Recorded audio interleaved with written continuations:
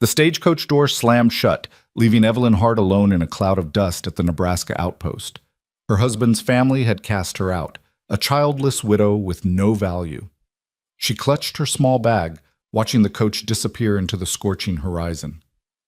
That's when she saw them, a tall, weathered rancher and two children staring at her with curious eyes. "I need a bride," the man said bluntly, "and you need a family." Her answer would change everything. Follow this story to the end and comment what city you're watching from so I can see how far this tale has traveled. The Nebraska sun beat down mercilessly on the wooden platform of Fort McPherson's trading outpost, turning the air into something thick and suffocating. Evelyn Hart stood perfectly still, her black mourning dress absorbing every cruel ray of heat, watching the stagecoach that had carried her become a shrinking speck against the endless prairie. The wheels kicked up dust that hung in the air like a funeral shroud, and with each passing second, her last connection to civilization, to everything she'd known, vanished into the shimmering distance. She was 26 years old and completely alone in the world.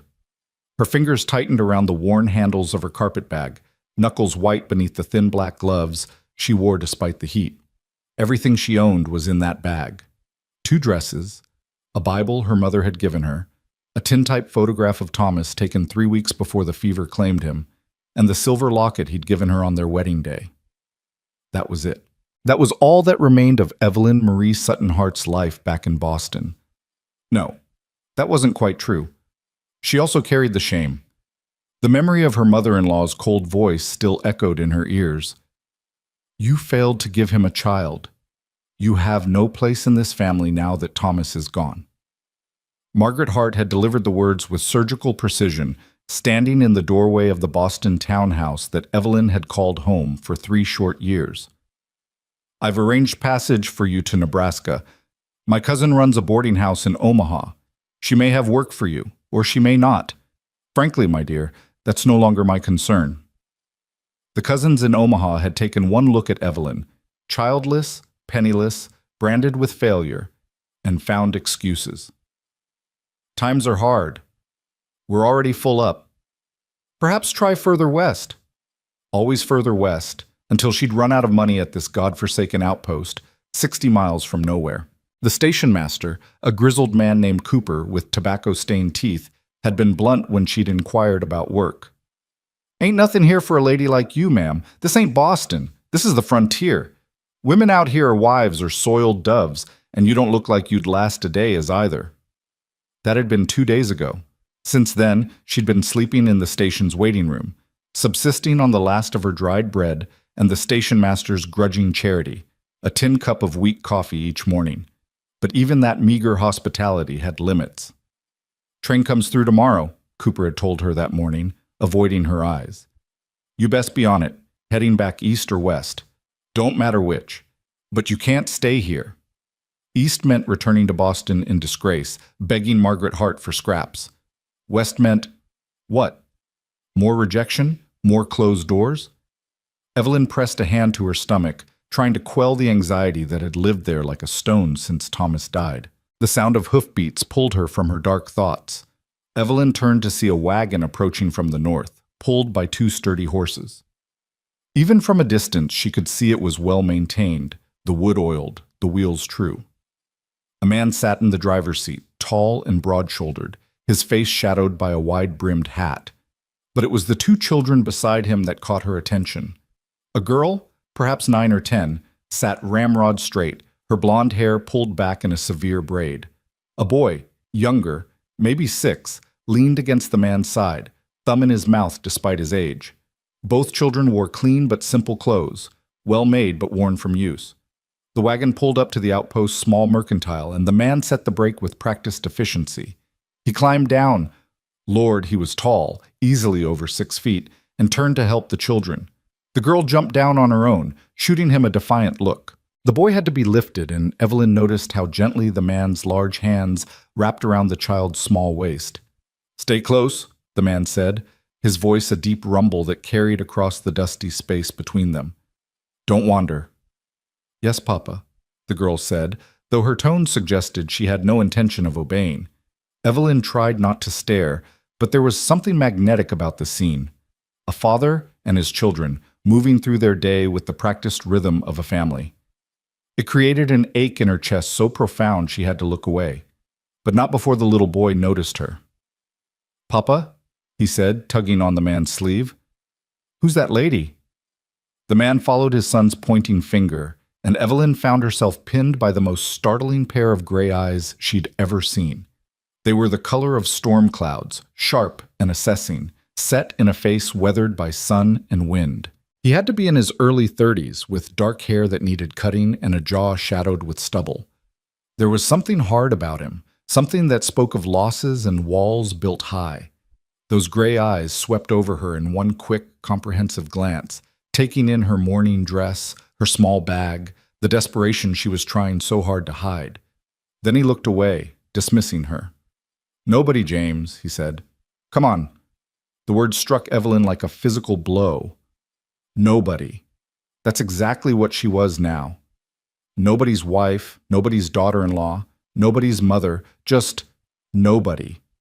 She watched them enter the mercantile. The little girl, what had he called her? Nora?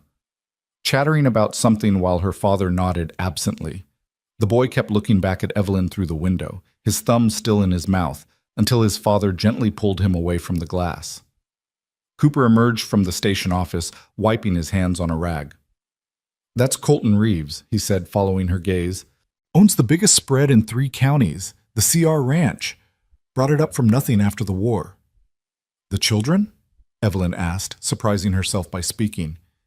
"His wife died bringing the boy into the world. Been near 6 years now." Cooper spat tobacco juice into the dust. "He's been looking for a housekeeper, I hear. Can't manage those young'uns and the ranch both, but he's particular. Turned down every woman in the territory."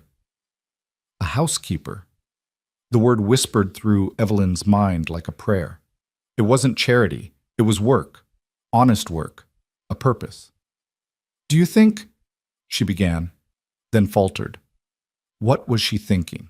A man who owned the biggest ranch in 3 counties wouldn't hire a broken-down widow with no references, no experience, nothing to offer but desperation.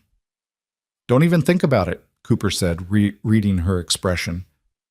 "Reeves don't take kindly to strangers. Keeps to himself, keeps his business private. You'd be wasting your breath." Yes, but what breath did she have left to waste? What options remained? Evelyn squared her shoulders. She'd been raised a Sutton, one of Boston's oldest families, even if they'd fallen on hard times. She'd been taught manners, deportment, how to manage a household. Surely that counted for something, even out here in this wilderness. Before she could talk herself out of it, she picked up her carpet bag and walked toward the mercantile. The interior was dim after the bright sunlight, and it took her eyes a moment to adjust. The store smelled of leather, tobacco, and coffee, masculine scents that reminded her painfully of Thomas. Colton Reeves stood at the counter, conducting business with the proprietor, while his children explored the narrow aisles. "Need 20 pounds of flour, 10 of sugar, and whatever dried beans you have in stock," Reeves was saying. "And coffee. Good coffee. Not that sawdust you tried to sell me last time." "That was quality Arbuckles, Mr. Reeves," the proprietor protested. "It was burned and bitter." Reeves's tone left no room for argument. "I'll take the Morrison brand, or nothing." The little boy had found a jar of peppermint sticks and was staring at them with naked longing. Evelyn watched as he reached out one small hand, then pulled it back, glancing toward his father. "James, no sweets before supper," the girl, Nora, said sharply. "You know Papa's rules." The boy's face fell, and something in Evelyn's chest cracked open. She'd watched children like these on the streets of Boston, had imagined what it would be like to have her own, to comfort them and guide them and love them. That dream had died with Thomas. But these children were real, and they were right here. "Excuse me," she heard herself say. Colton Reeves turned, those storm cloud eyes settling on her with less warmth than the Nebraska winter. "Yes?" Now that she was close, she could see the lines around his eyes, the weariness that sat on his shoulders like a physical weight. This was a man who carried too much, who'd been carrying it alone for too long. "Mr. Reeves, I understand you might be in need of household help." His expression didn't change. "Where did you hear that?" The station master mentioned it. She had to force the words out past the lump in her throat. I'm looking for employment. I'm experienced in managing a household, and I'm good with children. It wasn't entirely a lie. She'd managed the Boston townhouse, had helped raise her younger cousins before her marriage, but she could see the skepticism in his eyes, the way they flicked over her expensive morning dress, her soft hands, her Boston accent. No, he said simply, and turned back to the proprietor. The rejection was so complete, so final, that for a moment Evelyn couldn't breathe. But she hadn't come this far, hadn't survived losing Thomas, being cast out by his family, traveling alone into this wilderness, to give up at the first no. Mr. Reeves, please, I'm willing to work hard. I learn quickly. I just need a chance. I said no. He didn't even look at her this time. I don't need help from some Eastern lady who will faint at the first sight of honest work. Heat flooded Evelyn's cheeks, part embarrassment, part anger. Who was this man to judge her? To dismiss her without knowing anything about her? You don't know the first thing about me, she said, her voice shaking but steady. You don't know what I've survived, what I've endured. You look at my dress and hear my accent and assume I'm weak. But you're wrong. Now he looked at her, really looked at her, and something flickered in those gray eyes. Interest? Curiosity? She couldn't tell. But before he could respond, a crash echoed through the mercantile. Everyone turned to see James standing amid a pile of fallen tin cans, his face white with shock. The jar of peppermint sticks lay shattered at his feet, red and white candy scattered across the floor like broken dreams. James! Nora's voice was sharp with panic. Papa, I told him not to touch anything. The boy's eyes filled with tears. I'm sorry. I'm sorry. I just wanted to see them closer. I didn't mean... It's all right, Evelyn said, moving before she could think. She knelt beside the boy, heedless of her dress in the debris. Accidents happen. You're not hurt, are you? James shook his head, but tears were streaming down his face now. Papa's going to be so mad. I'm always breaking things. I'm bad. No. Evelyn cupped his small face in her hands, her heart breaking at the self-loathing in his voice. This child, barely 6 years old, already believed he was fundamentally flawed. You're not bad. You're a little boy who made a mistake. That's all. But Hush now. She pulled him against her, letting him sob into her shoulder. Over his head, she was aware of Colton Reeves watching her, his expression unreadable. It's going to be fine. Your father will take care of it, and tomorrow this will just be a memory, nothing more. She felt the tension slowly drain from James's small body as she held him, rocking slightly the way she'd seen mothers do, the way her own mother had comforted her when she was small, before she grew too old for such displays. When James finally pulled back, wiping his nose on his sleeve, Evelyn smiled at him. Better? He nodded, then looked past her to where his father stood. Papa, I'm sorry. I'll work extra to pay for it. I promise. Colton's jaw was tight, but his voice was gentle when he spoke. I know you will, son. Go wait in the wagon. After James had trudged outside, his sister following with a superior expression, Colton turned to the proprietor. Add the cost of the damage to my bill. Already done, Mr. Reeves? Evelyn stood, brushing candy fragments from her skirt, and found Colton studying her with those penetrating gray eyes. You're good with him, he said finally. Children need gentleness, she replied, especially when they make mistakes. Is that how they do it in Boston? So he'd caught her accent. That's how my mother did it. I like to think she was right. Something shifted in his expression, some wall lowering just slightly. The work at my ranch isn't like managing a Boston townhouse. It's hard. The hours are long. The children are difficult. Hope sparked in Evelyn's chest, dangerous and bright. I'm not afraid of hard work. It's isolated, miles from town, from civilization, no fancy parties or social calls, just work, day after day. Mr. Reeves, I have nothing. No home, no family, nowhere to go.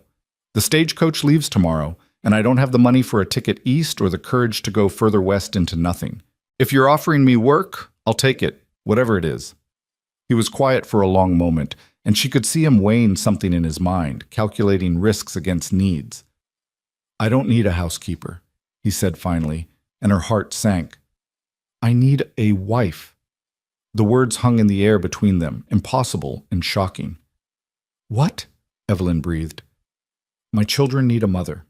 I need someone to manage the household, to bring some order to our lives. It's not— He paused, choosing his words carefully. It wouldn't be a real marriage. Not in the way you're thinking. Separate rooms, a business arrangement. You'd have a home, security, a purpose. I'd have help with the children and the house. That's all. Evelyn's mind reeled. Marriage. To this stranger. This hard, closed-off man she'd met 10 minutes ago. It was insane. It was impossible. It was the only option she had left. Why? She asked. Why me? You don't know anything about me. I know you're desperate, he said bluntly, which means you won't have romantic notions about this arrangement. And I saw how you handled James. He hasn't let anyone but me and Nora touch him since his mother died, but he let you hold him. That's not enough reason to marry someone. No, Colton agreed, but it's a start. Look, Mrs. Hart, Evelyn Hart. Mrs. Hart. I'm not offering you love or romance or any of those fairy tale endings. I'm offering you practical security in exchange for practical help. If that doesn't interest you, I understand. But the offer stands until I walk out that door. Evelyn looked past him, through the window to where the children waited in the wagon. James was leaning against his sister, his small face still tear-stained. Nora sat stiffly, staring at nothing, her expression far too old for her young face. Broken children, a broken man, a broken woman. Maybe they could build something from all these shattered pieces. I accept, she said, her voice barely above a whisper. Colton nodded once, as if confirming a business transaction, which, she supposed, it was. We'll need to see Reverend Matthews. He's over in Plum Creek, about 3 hours' ride. Can you be ready to leave within the hour? I'm ready now. Then let's get this done. The ride to Plum Creek was the longest 3 hours of Evelyn's life. She sat in the back of the wagon on a pile of burlap sacks, her carpet bag clutched in her lap, while Colton drove and the children sat between them like a barrier. No one spoke. The only sounds were the creak of wheels, the clopping of hooves, and the endless whisper of prairie grass in the wind. Evelyn tried to process what she'd agreed to. Marriage. To a stranger. A marriage that wasn't really a marriage, just what had he called it? A business arrangement? She glanced at the back of Colton's head, at the breadth of his shoulders, and the capable way he handled the reins.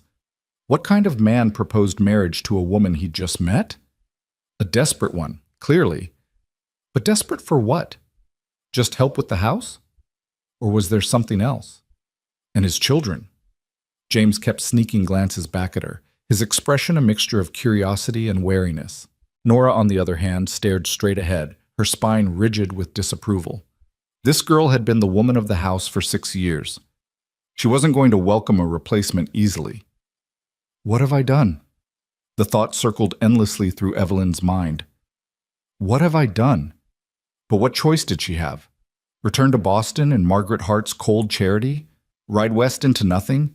At least this way she'd have a roof over her head, food to eat, a purpose, even if that purpose was serving as an unpaid housekeeper with a marriage certificate. The landscape rolled past, endless and unchanging. Nebraska in July was a study in browns and golds, the grass dried by the relentless sun, occasional cottonwoods marking the path of streams. It was beautiful in a harsh, unforgiving way, like the man driving the wagon. They stopped once to water the horses at a small creek. Colton helped the children down, then offered his hand to Evelyn.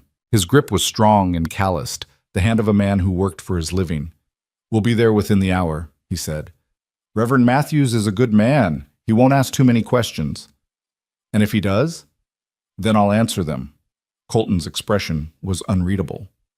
This isn't my first unconventional decision, Mrs. Hart. I've survived worse than gossip. She wanted to ask what he meant, but James chose that moment to splash into the creek, soaking his boots and making Nora shriek in outrage. James Colton Reeves, the girl scolded. You know better. I was hot, the boy protested. You're always making messes. You're going to make Papa send you away like he sent Mama. Nora. Colton's voice cracked like a whip. That's enough. The girl's face went white. I'm sorry, Papa, I didn't mean. I know what you meant. His tone softened slightly. But that's not how it was, and you know it. Your mother didn't leave us. She died. There's a difference. Nora's eyes filled with tears, but she blinked them back furiously. Yes, Papa. Evelyn watched the exchange with a growing sense of understanding. This family wasn't just grieving. They were drowning in grief, in guilt, in all the complicated emotions that death leaves behind. And somehow, she was supposed to help them navigate those treacherous waters. How could she, when she was barely keeping her own head above water? The rest of the journey passed in tense silence.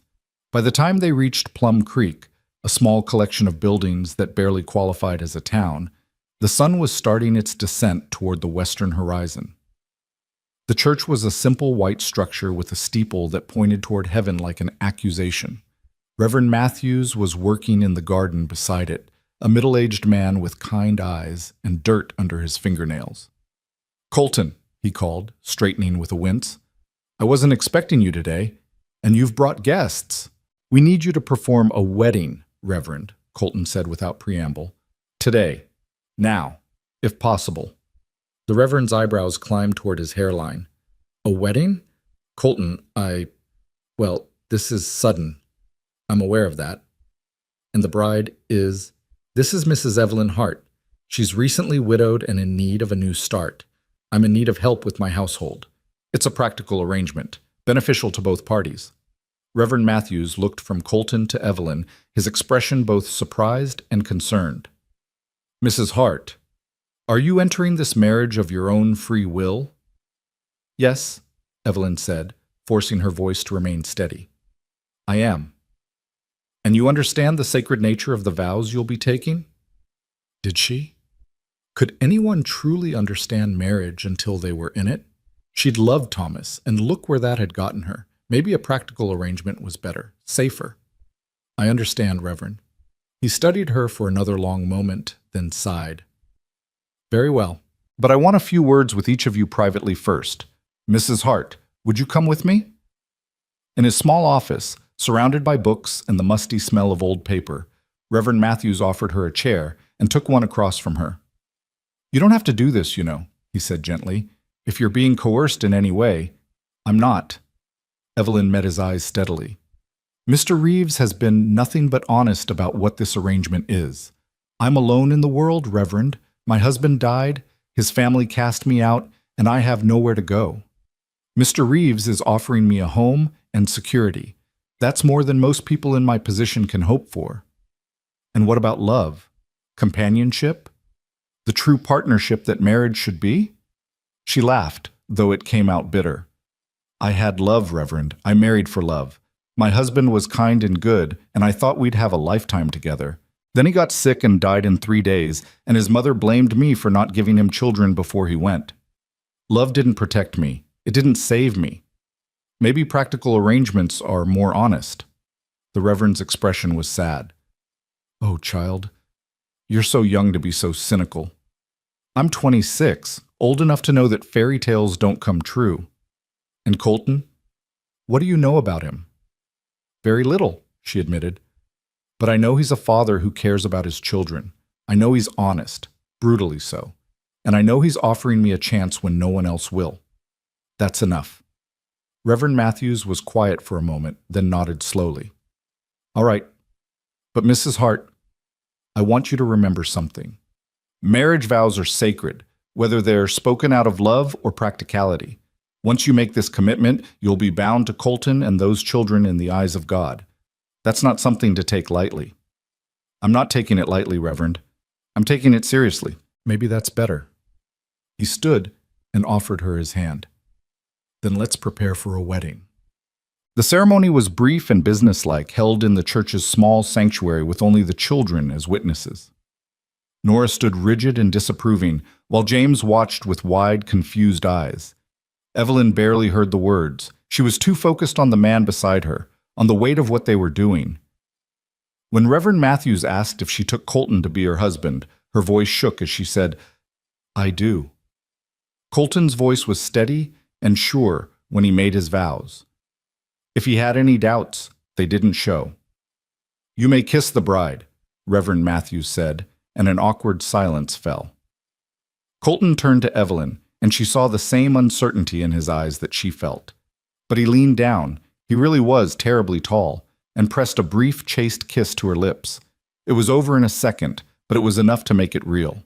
She was married, again, to a man she didn't know, didn't love, didn't understand. God help them both. As they signed the marriage certificate, James tugged on Evelyn's sleeve. "Are you our mama now?" he asked in a whisper. Evelyn looked down at his hopeful face and felt her heart crack. I don't know, James. We'll have to see." "Nora won't like it," he confided. "She says no one can replace our real mama." "Your sister is right," Evelyn said softly. "I'm not here to replace anyone. I'm just here." But as they rode away from the church into the gathering twilight, Evelyn wondered if just here would be enough for any of them. The real test was just beginning. The CR Ranch appeared on the horizon just as the last light was fading from the sky, and Evelyn's first thought was that it looked like a fortress against the wilderness. The main house was larger than she'd expected, a two-story structure built from rough-hewn logs and weathered timber with a wide porch that wrapped around the front. Outbuildings dotted the landscape. A massive barn, a bunkhouse, corrals, and storage sheds. Everything spoke of prosperity, hard-won and carefully maintained. "It's bigger than I imagined," she said, breaking the silence that had held since they left Plum Creek. "My father started it with 40 acres and a dream," Colton said, his voice carrying a note of pride. "By the time he died, we had 400. I've added another 600 since." 1,000 acres, Evelyn breathed. In Boston, such land holdings would make a man wealthy beyond measure. "Out here, it makes you a target," Colton said grimly. "There are men who'd like nothing better than to see me fail. Men who think they have better claims to this land, to the water rights, to everything I've built." Before she could ask what he meant, the wagon pulled up in front of the house. The door opened, spilling lamplight across the porch, and a woman emerged, tall, raw-boned, with gray-streaked hair pulled back in a severe bun. "About time," the woman called. "I was starting to think you'd decided to camp out there. Children need their beds, Colton Reeves. Not another one of your—" She stopped short, spotting Evelyn. "Who's this?" "Mrs. Brennan. This is my wife, Evelyn," Colton said, climbing down from the wagon. "Evelyn, this is Margaret Brennan. She's been cooking and cleaning here since my father's time." The woman's jaw dropped. "Your wife?" "Colton, what in the name of—" "We were married this evening by Reverend Matthews," Colton continued, his tone brooking no argument. "Mrs. Hart, Mrs. Reeves, will be taking over the household management. I'll still need your help in the kitchen if you're willing to stay on." Margaret Brennan looked like she'd been struck by lightning. Her eyes moved from Colton to Evelyn and back again, clearly trying to piece together how this had happened. "Married? You got married? Without telling anyone? To a complete stranger?" "That about sums it up," Colton said. He lifted James down from the wagon, then turned to help Evelyn. His hands on her waist were firm but impersonal, the touch of a man handling cargo.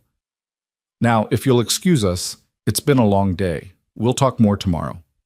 "Oh, we will definitely talk tomorrow," Margaret muttered, but she stepped aside to let them pass. The interior of the house was as solid and practical as its exterior. The main room served as both kitchen and living area, with a large stone fireplace dominating one wall. Furniture was sparse but well made, a table with 6 chairs, a pair of worn armchairs, a sideboard. Stairs led to the second floor, where Evelyn assumed the bedrooms were. Everything was clean but cluttered, with the particular kind of disorder that spoke of a household without a woman's organizing touch.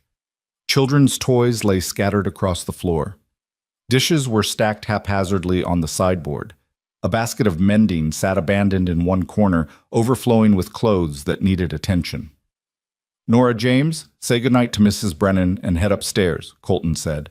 "It's past your bedtime." "But Papa," James began. "Now."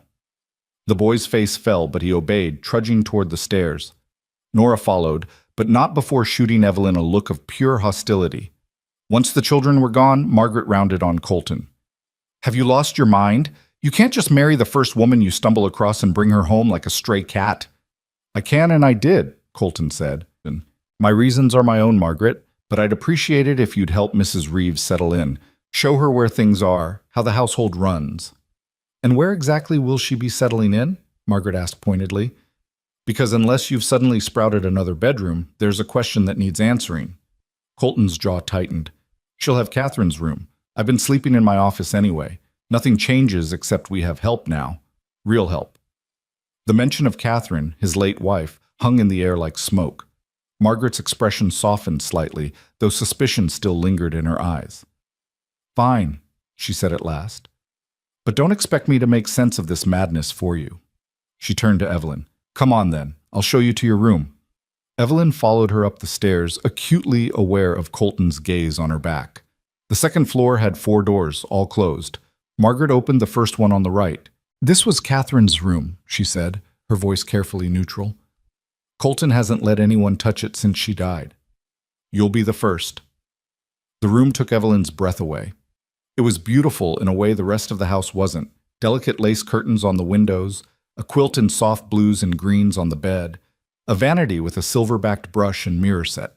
But everything was covered in a fine layer of dust, and the air smelled stale and sad. What was she like? Evelyn asked softly. Margaret was quiet for a long moment. Catherine? She was fragile, like a hothouse flower trying to survive a prairie winter.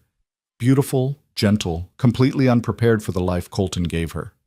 She tried, I'll give her that, but this place broke her long before childbirth killed her. The words were harsh, but Evelyn heard the grief beneath them. Margaret had cared for Catherine, had watched her struggle and fail. Colton loved her? Evelyn asked. In his way. But love isn't always enough, is it? Margaret moved to the window, looking out over the darkened prairie. He met her in Kansas City, brought her back here thinking she'd adapt. She didn't. The isolation drove her mad. By the time James came, she was already gone in every way that mattered. The birth just made it official. Evelyn sank onto the edge of the bed, feeling the weight of Catherine's ghost settle around her shoulders. Why are you telling me this? Because you need to know what you've walked into, Margaret said bluntly. This isn't just a house that needs managing. It's a family that's been broken for 6 years. Those children have learned to survive without a mother. Colton's built walls so high even God couldn't scale them. And you, she studied Evelyn with sharp eyes. You're running from something. I can see it. Question is, are you running toward something better or just trading one kind of hell for another? Before Evelyn could answer, a small voice came from the doorway. Mrs. Brennan? I can't find my nightshirt. James stood there in his underthings, looking impossibly small and vulnerable. Margaret's expression immediately softened. It's probably in the wash, she said. Come on, let's find you another one.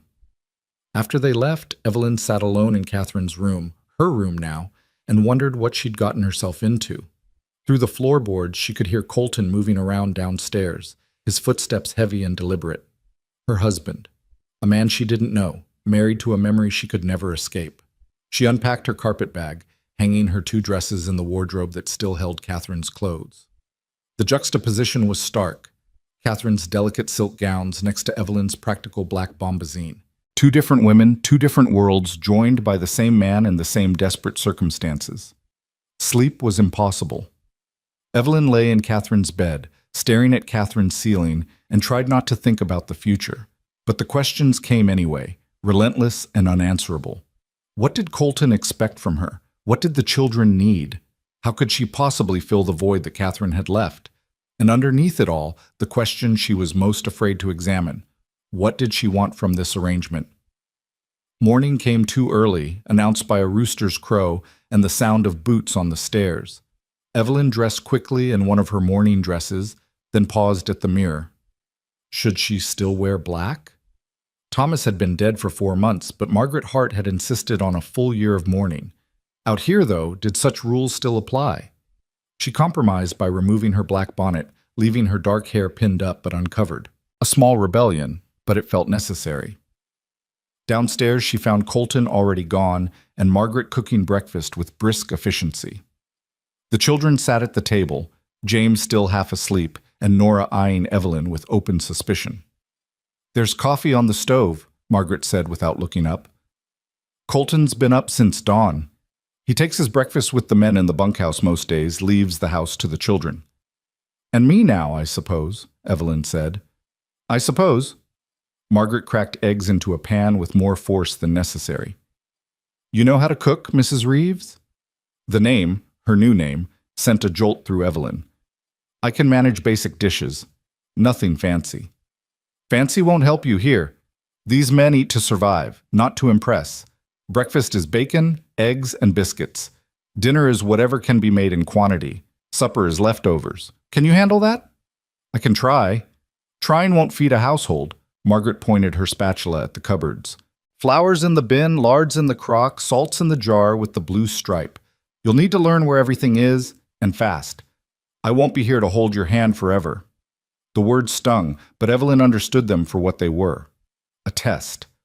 Margaret was seeing if she'd break at the first sign of real work. Then teach me, Evelyn said. I'm a quick learner. Something flickered in Margaret's eyes, maybe approval, maybe just surprise. All right. First lesson, biscuits, pull up your sleeves. The next 2 hours were a crash course in frontier cooking. Evelyn learned that biscuits required a light touch, that bacon needed constant attention to avoid burning, that eggs could tell you everything about a chicken's health. Her hands, soft from months of grief and idleness, cramped and ached. Flour dusted her dress. Grease spattered her sleeves. But when she set a plate of slightly lopsided but edible biscuits on the table, both children stared in amazement. You made those? James asked. With Mrs. Brennan's help, Evelyn admitted. They look good, the boy said wonderingly, reaching for one. Then he hesitated, looking to his sister for permission. Nora's expression was cold. Our real mama made perfect biscuits, every time. The words were designed to hurt, and they hit their mark. But Evelyn had survived worse than a child's cruelty. Then she was a remarkable woman, she said evenly. I hope to learn enough to honor her memory. Nora blinked, clearly not expecting that response. She opened her mouth, closed it, then grabbed a biscuit and bit into it with more force than necessary. After breakfast, Margaret showed Evelyn the rest of the house. Upstairs were 4 bedrooms. The master bedroom that Colton no longer used, Catherine's room where Evelyn now slept, and 2 smaller rooms for the children. Downstairs was the main living area, a small office where Colton kept his ranch records, and a pantry stocked with supplies. You'll need to keep track of what's running low, Margaret said. Colton makes a supply run to town once a month. If you forget something, you'll have to wait. Out here, we can't just run to the corner store. I understand. Do you? Margaret turned to face her fully. Mrs. Reeves, this isn't Boston. This is the frontier. Winters here will freeze you solid. Summers will bake you dry. The nearest neighbor is 3 miles away. The nearest doctor is in Plum Creek, and he's drunk more often than sober. If something goes wrong, if someone gets hurt or sick, you'll have to handle it yourself. Then I'll learn how, Evelyn said. You keep saying that, learning, trying. Pretty words won't keep this household running. No, Evelyn agreed, but hard work will. And I'm not afraid of hard work, Mrs. Brennan. I'm only afraid of having no purpose. This, she gestured around the house, this gives me purpose. Margaret studied her for a long moment, then nodded slowly. Maybe you'll survive after all. Now come on, laundry won't do itself. The work was endless and exhausting. By midday, Evelyn's back ached from hauling water. Her hands were raw from scrubbing, and her dress was soaked with sweat. But there was something satisfying about it, too. Every clean dish, every folded garment, every swept floor was proof that she was useful, needed. No longer nobody. She was hanging sheets on the line behind the house when she heard horses approaching. Shading her eyes against the sun, she saw 3 riders coming up the road, Colton and 2 men she didn't recognize. They dismounted near the barn, and Evelyn couldn't help but notice how the other men deferred to Colton, waiting for his lead. He said something she couldn't hear, and one of the men laughed. It was strange seeing him like this, relaxed, almost comfortable, so different from the tense, closed-off man she'd married. Then Colton turned and saw her. Even from this distance, she felt the weight of his gaze. He said something else to his men, then started walking toward her. Evelyn's heart began to pound. This was the first time they'd been alone since the wedding. What would he say? What did he expect? You're settling in, he said when he reached her. It wasn't quite a question. Mrs. Brennan is a thorough teacher. She's also blunt to the point of rudeness. If she's been giving you trouble, she hasn't. She's been honest. I appreciate that. Colton nodded, looking almost relieved. Good. We should talk about expectations. All right. He glanced back toward the barn where his men were watching with undisguised curiosity. Not here. Come walk with me. They walked in silence toward the creek that ran along the eastern edge of the property. The sound of water over stones was soothing, and some of the tension in Evelyn's shoulders eased. I know this wasn't what you planned for your life, Colton said finally. Marriage to a stranger, living on a ranch in the middle of nowhere. It's asking a lot. No more than you're giving, Evelyn pointed out. You're letting a stranger into your home, trusting her with your children. I don't trust easily, Mrs. Reeves, but I'm a good judge of character. I saw how you handled James yesterday. You were kind when you could have been dismissive, gentle when you could have been harsh. That told me what I needed to know. That I'm not cruel to children? Evelyn couldn't keep the bitterness from her voice. That's a low bar. You'd be surprised how many people fail to clear it. He picked up a smooth stone and sent it skipping across the creek. Catherine was kind too. Too kind, maybe. She couldn't bear to discipline the children, couldn't stand up for herself when my father criticized her. She just withered. Mrs. Brennan told me a little about her. Did she tell you Catherine was pregnant again when she died? That I'd begged her not to try for another child because I knew she was too weak? His voice was flat, emotionless. She wanted to give me a daughter. She thought Nora needed a sister. So she ignored the doctor's warnings, ignored my pleading, and got pregnant anyway. James killed her. Not deliberately, but he killed her all the same. Evelyn's throat tightened. You can't believe that. He was an innocent baby. I know that in my head, but Nora doesn't. She blames him. She's never said it outright, but I see it in how she treats him, like he's somehow guilty of murder. And you? Do you blame him? Colton was quiet for a long time. I blame myself. I should have stopped Catherine, should have been stronger, clearer. But I gave in because I couldn't stand to see her unhappy, and it cost her everything. The pain in his voice was raw and real, and Evelyn felt an unexpected surge of sympathy. This man who seemed so hard, so unbreakable, he was just as damaged as she was, just better at hiding it. Why are you telling me this? She asked softly. Because you need to understand what you're dealing with. Nora is angry and suspicious. James is desperate for affection, but terrified of getting close to anyone. And He trailed off, shaking his head. I'm not looking for love or companionship, Mrs. Reeves. I had that once, and it ended in tragedy.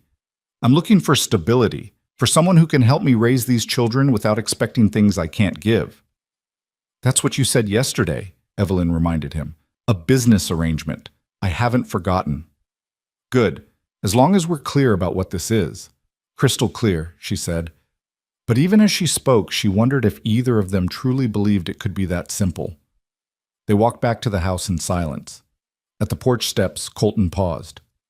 The bedroom situation, he said awkwardly. I want you to know I mean what I said. Separate rooms. I'll respect your privacy. Heat flooded Evelyn's cheeks. I appreciate that. And if you need anything at all, just ask. You're not a servant here. You're my wife. That means something, even if it's not traditional. Before she could respond, Nora appeared in the doorway. Papa, Mr. Calder is here. He says he needs to talk to you. Colton's expression immediately hardened. Calder. What does he want now? He didn't say, but he brought his foreman and 2 other men. They're waiting by the barn. Evelyn saw something dangerous flash in Colton's eyes. Stay in the house, he told her. Both of you, and lock the door. Colton, what? But he was already striding toward the barn, his hand resting on the revolver at his hip. Evelyn and Nora watched from the window as Colton approached 4 men on horseback. The man in front was perhaps 50, well-dressed in a way that spoke of money and power. He smiled when he saw Colton, but it was the smile of a predator. That's Silas Calder, Nora whispered. He owns the land north of ours. Papa says he wants our water rights. Water rights? The creek. It runs through our property before it reaches his. Papa has legal claim, but Mr. Calder keeps trying to challenge it. He says the water belongs to whoever needs it most. Evelyn watched as the two men talked. Even from this distance, she could see the tension in Colton's posture, the aggressive stance of Calder's men. This wasn't a friendly visit. Then Calder looked directly at the house, directly at the window where Evelyn stood. He said something to Colton, and even without hearing the words, Evelyn knew they were about her. Colton's response was swift and sharp. His hand moved to his gun, and Calder's men immediately tensed. For a horrible moment, Evelyn thought violence would erupt right there in the yard. But Calder just laughed, tipped his hat in a mocking salute toward the house, and turned his horse away. His men followed, and within minutes they were gone. Colton stood watching until they disappeared, then slowly walked back to the house.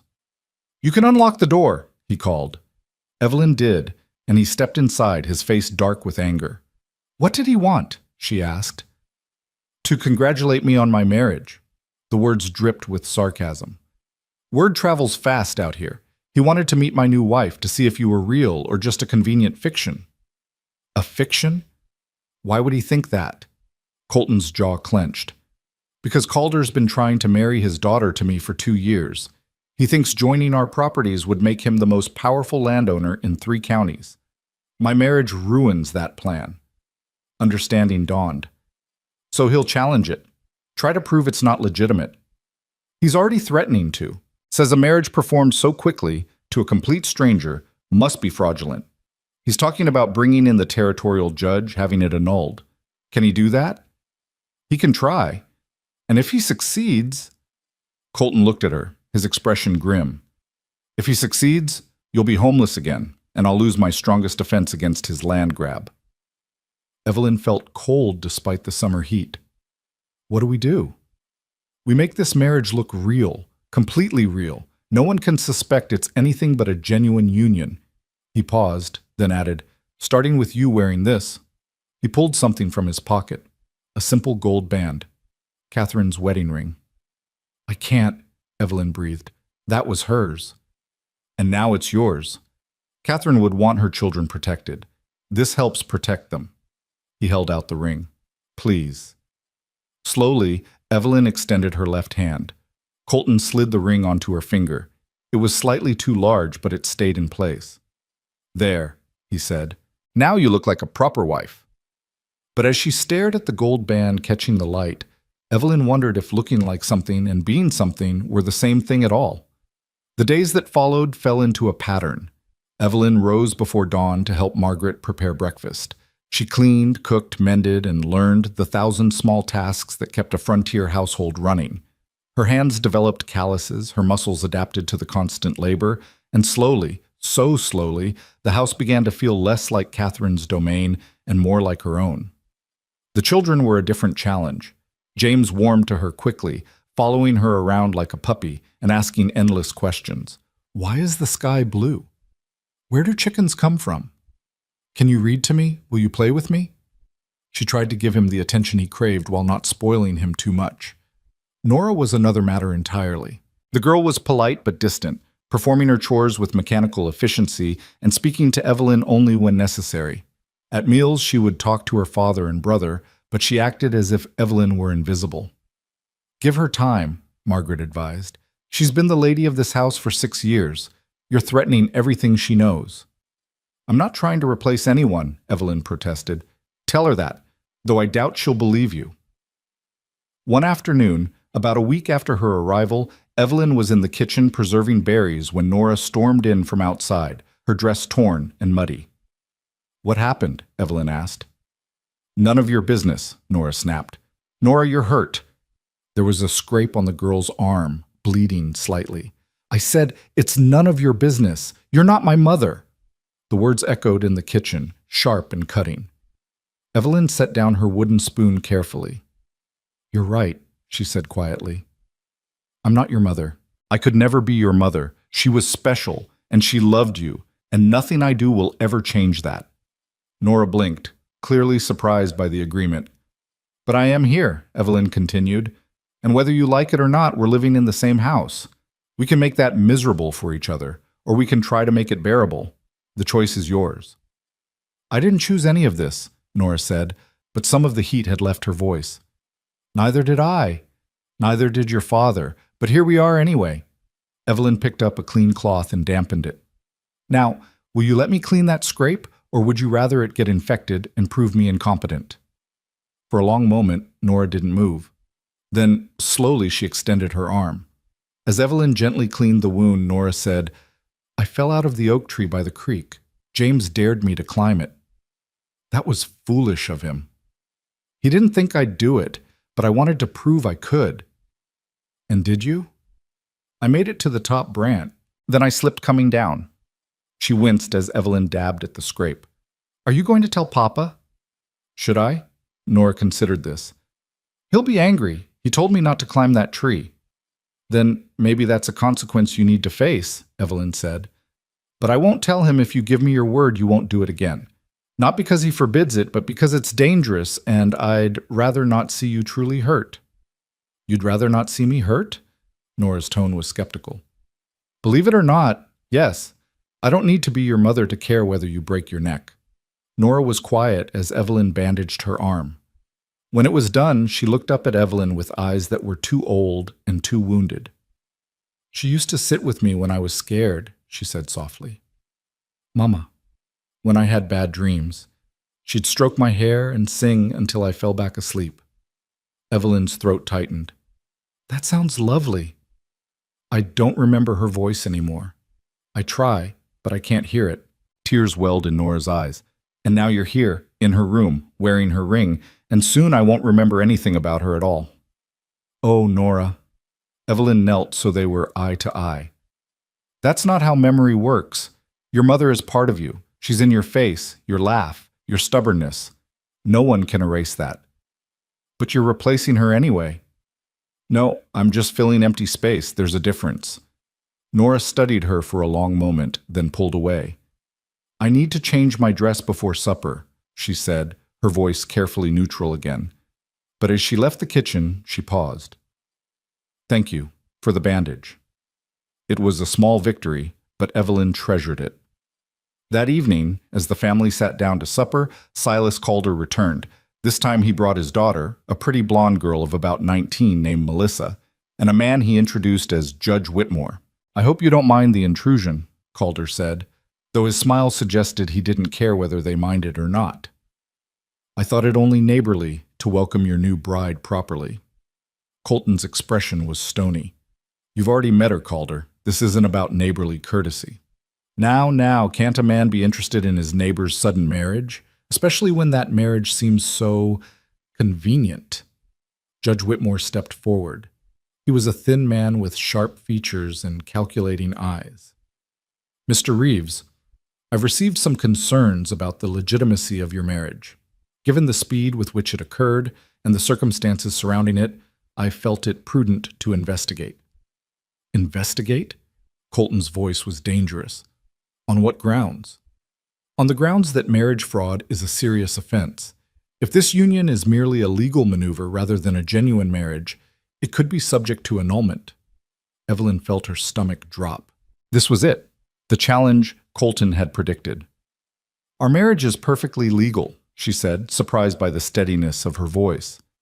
We were married by Reverend Matthews in Plum Creek. We have a certificate. Oh, I don't doubt the paperwork exists, Calder said smoothly. But paper doesn't prove genuine affection or intent. It doesn't prove this is a real marriage rather than a business transaction. What exactly are you accusing us of? Colton demanded. Judge Whitmore pulled out a notebook. I'm not accusing anyone of anything yet, but I will need to ask some questions about how you met, why you married so quickly, what the nature of your relationship is. He looked at Evelyn. Mrs. Reeves, is it true you were destitute when you married Mr. Reeves? I was in difficult circumstances, yes. And Mr. Reeves offered you security in exchange for household help? He offered me a home and a family. I offered him the same. How romantic, Melissa Calder murmured, her tone dripping with false sweetness. Answer the question, Mrs. Reeves, the judge said. Did your husband offer you financial security in exchange for managing his household and caring for his children? It was a trap. If she said yes, it would sound like a business transaction. If she said no, it would be a lie. My husband and I, Evelyn said carefully, married because we believed we could build a life together. The specifics of our arrangement are between us. The specifics matter when determining legitimacy, Judge Whitmore countered. He turned to Colton. Mr. Reeves, do you share a bedroom with your wife? Nora gasped. James, who'd been watching with wide eyes, burst into tears. That, Colton said, his voice deadly quiet, is none of your damn business. Actually, it is. Consummation is a legal requirement for get out. Colton stood, his chair scraping loudly. Get out of my house, now. We're only trying to protect the integrity of the institution of marriage, Calder said, but he was smiling. Surely you can understand that. I understand you're using the law to harass me because I won't sell you my water rights, and I understand if you don't leave immediately, I'll remove you by force. Judge Whitmore snapped his notebook shut. Very well, but this investigation isn't over, Mr. Reeves. I'll be back with the proper authorities, and if I find evidence of fraud, there will be consequences. After they left, the house felt poisoned. James was still crying, Nora had gone pale, and Colton stood gripping the edge of the table so hard his knuckles were white. Papa? Nora's voice was small. They can't take Evelyn away, can they? The fact that she'd used Evelyn's name, the first time she'd done so, made Evelyn's eyes burn with tears. They're going to try, Colton said grimly. Then we have to stop them, Nora said fiercely. We have to prove the marriage is real, whatever it takes. She looked at Evelyn, and in that moment, something shifted between them. An alliance forged not from love, but from necessity, from survival. Whatever it takes, Evelyn agreed, but as she helped Margaret clean up from the ruined supper, she wondered what price that promise would demand. The following morning brought news that spread through the territory like wildfire. Silas Calder had convinced Judge Whitmore to schedule a formal hearing in 2 weeks' time. The entire community would be invited to witness the proceedings, and testimony would be taken to determine whether the Reeves marriage was legitimate or fraudulent. Margaret heard it first from the ranch hands who'd gotten it from a rider passing through. She delivered the news while Evelyn was kneading bread dough, her hands dusted with flour up to her elbows. 2 weeks, Margaret said grimly. Calder's making this into a spectacle. He wants everyone in 3 counties watching when he tears this family apart. Evelyn's hands stilled. Can he really do that? Force us to prove our marriage is real in front of the whole town? He's got the judge in his pocket, and the law on his side, or enough of it to make trouble. Margaret wiped her hands on her apron. Question is, what are you going to do about it? What can I do? You can fight, or you can run. Those are your choices. Evelyn looked down at the dough beneath her hands, at Catherine's wedding ring glinting on her finger. Running would be easier. She could leave before the hearing, spare herself the humiliation of having her desperate circumstances laid bare before strangers. Colton would survive the scandal. The children would recover. But where would she go? Back to the same hopeless situation that had brought her here in the first place. I'll fight, she said quietly. Then you'd better start acting like a real wife instead of a housekeeper, Margaret said bluntly. Because right now, anyone with eyes can see you and Colton are strangers playing house. That won't hold up under scrutiny. The truth of it stung. Evelyn and Colton barely spoke beyond practical matters. They moved around each other like polite ghosts, careful never to touch, never to let their guard down. It was exactly what they'd agreed to, a business arrangement, but it was also exactly what would condemn them. That evening, after the children were in bed, Evelyn knocked on the door of Colton's office. She heard papers rustling, then his voice calling for her to enter.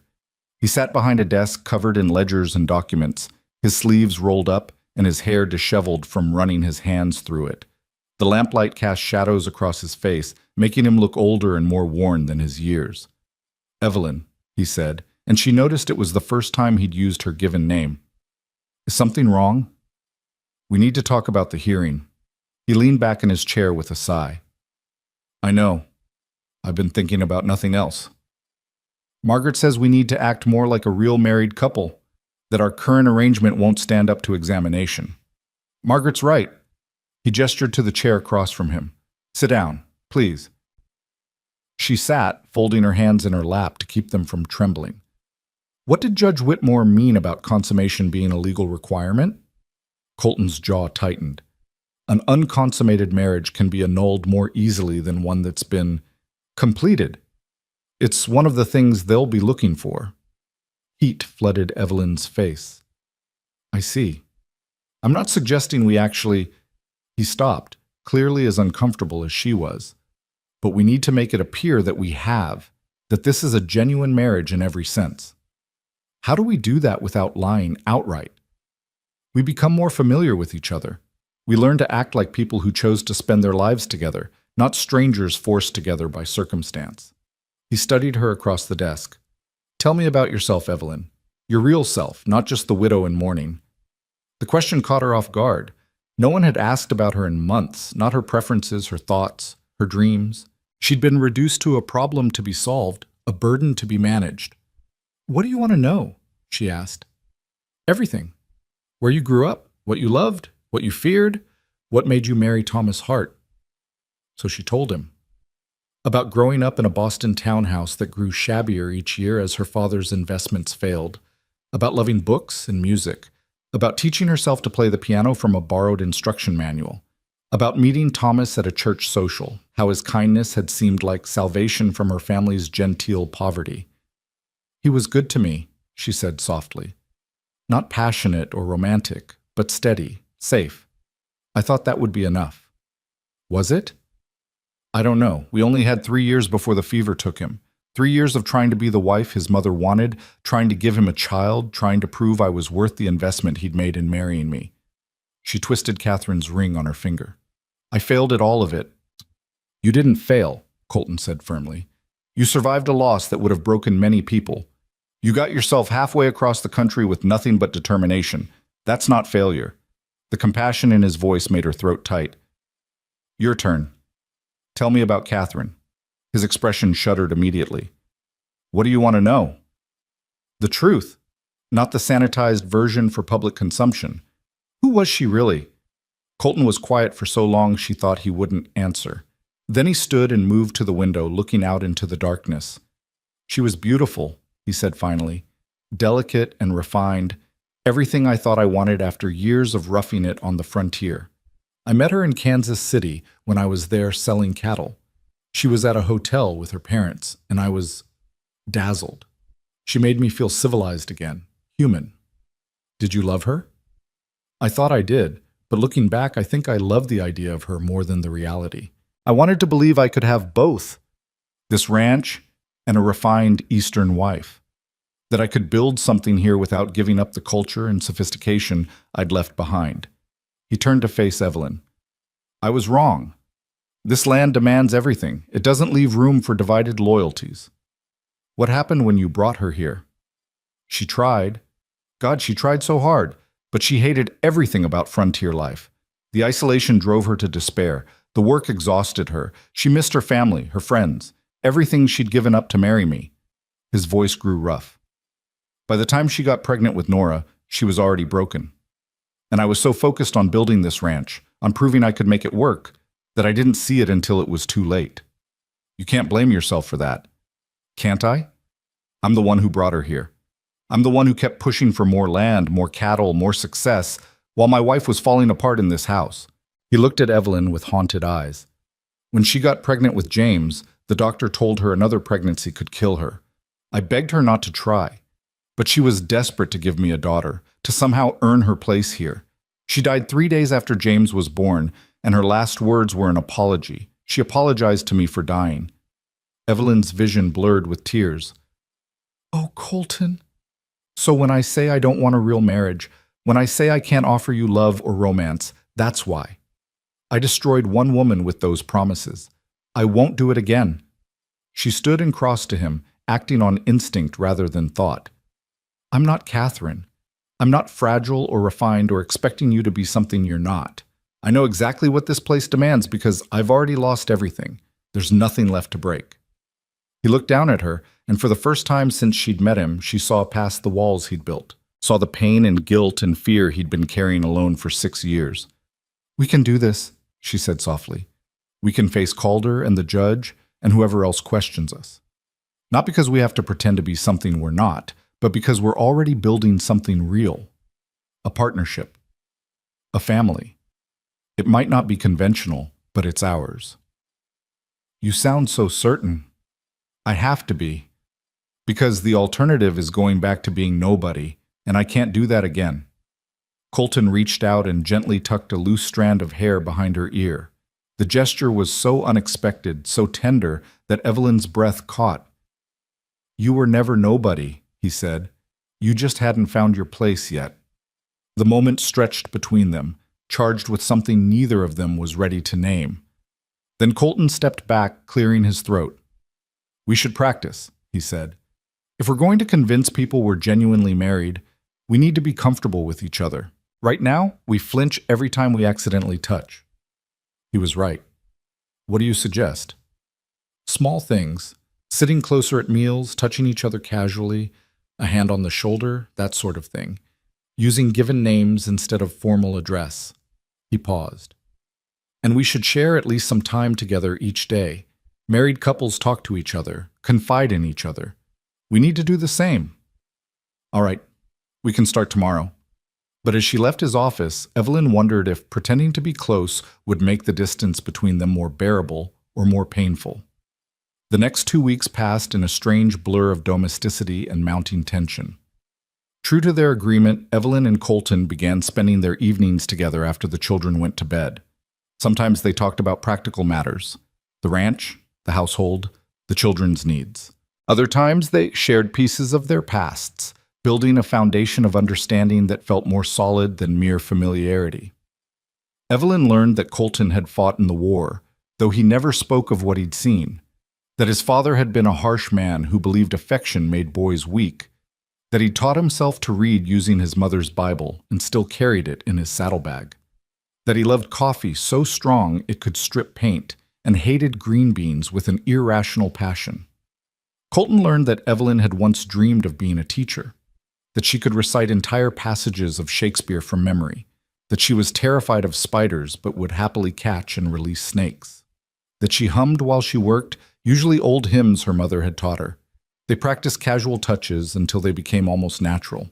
Colton's hand on her back as he passed behind her chair, Evelyn's fingers brushing his as she handed him his coffee. Small intimacies that meant nothing and everything. The children noticed the change. James began sitting between them at meals, chattering happily to both his parents equally, and Nora slowly began to thaw. It happened one evening when Evelyn was mending one of Nora's dresses by lamplight. The girl came downstairs, supposedly to get water, but lingered in the doorway watching. Your stitches are very small, Nora observed. My mother taught me.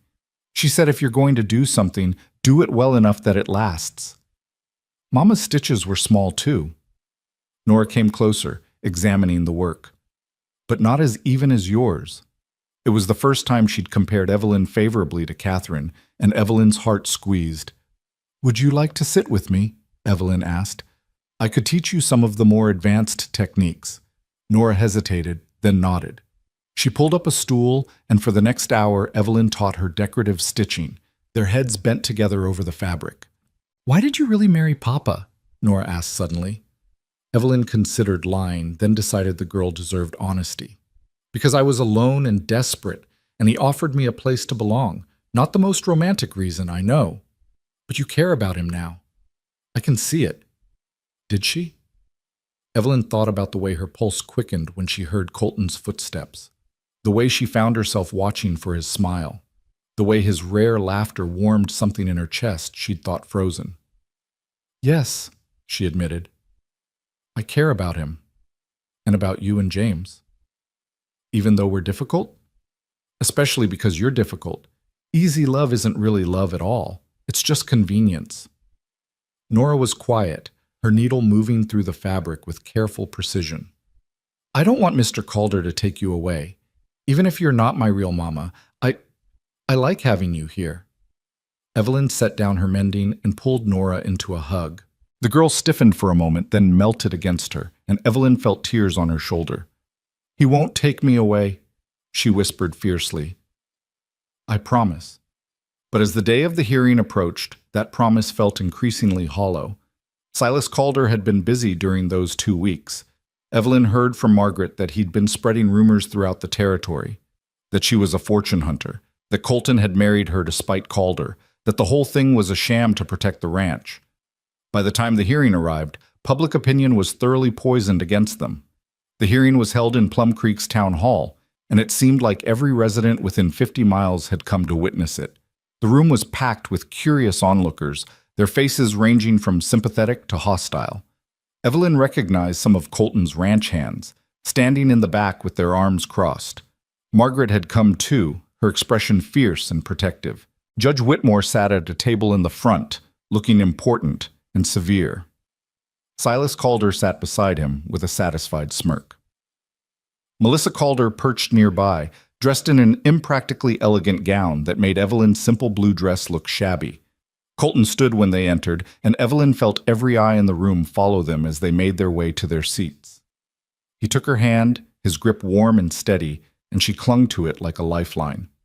"All rise for Judge Cornelius Whitmore," someone announced, though everyone was already standing. The judge banged his gavel. "Be seated. We're here to examine the legitimacy of the marriage between Colton Reeves and Evelyn Hart Reeves, contracted on July 3rd of this year. Mr. Calder has brought concerns about the authenticity of this union, and it's my duty to investigate those concerns thoroughly." He shuffled his papers with officious importance. "Mr. Calder, you may present your case." Silas Calder stood, and Evelyn felt her stomach drop. He looked like a man about to enjoy himself immensely. "Thank you, Your Honor. My concerns are simple. Colton Reeves and this woman," he gestured dismissively at Evelyn, "met on the same day they married. She was destitute. He needed household help. They concocted a marriage of convenience to serve their mutual interests with no genuine affection or intent to form a real marital union." "Those are serious accusations," Judge Whitmore said. "Do you have evidence?" "I do. First, I'd like to call Evelyn Reeves to testify." Evelyn's heart hammered as she stood and walked to the front of the room. Someone had set up a chair facing the audience, and she sat in it feeling like a prisoner in the dock. "Mrs. Reeves," Calder began, his tone dripping with false politeness, "is it true that you met your husband on July 3rd and married him the same day?" "Yes.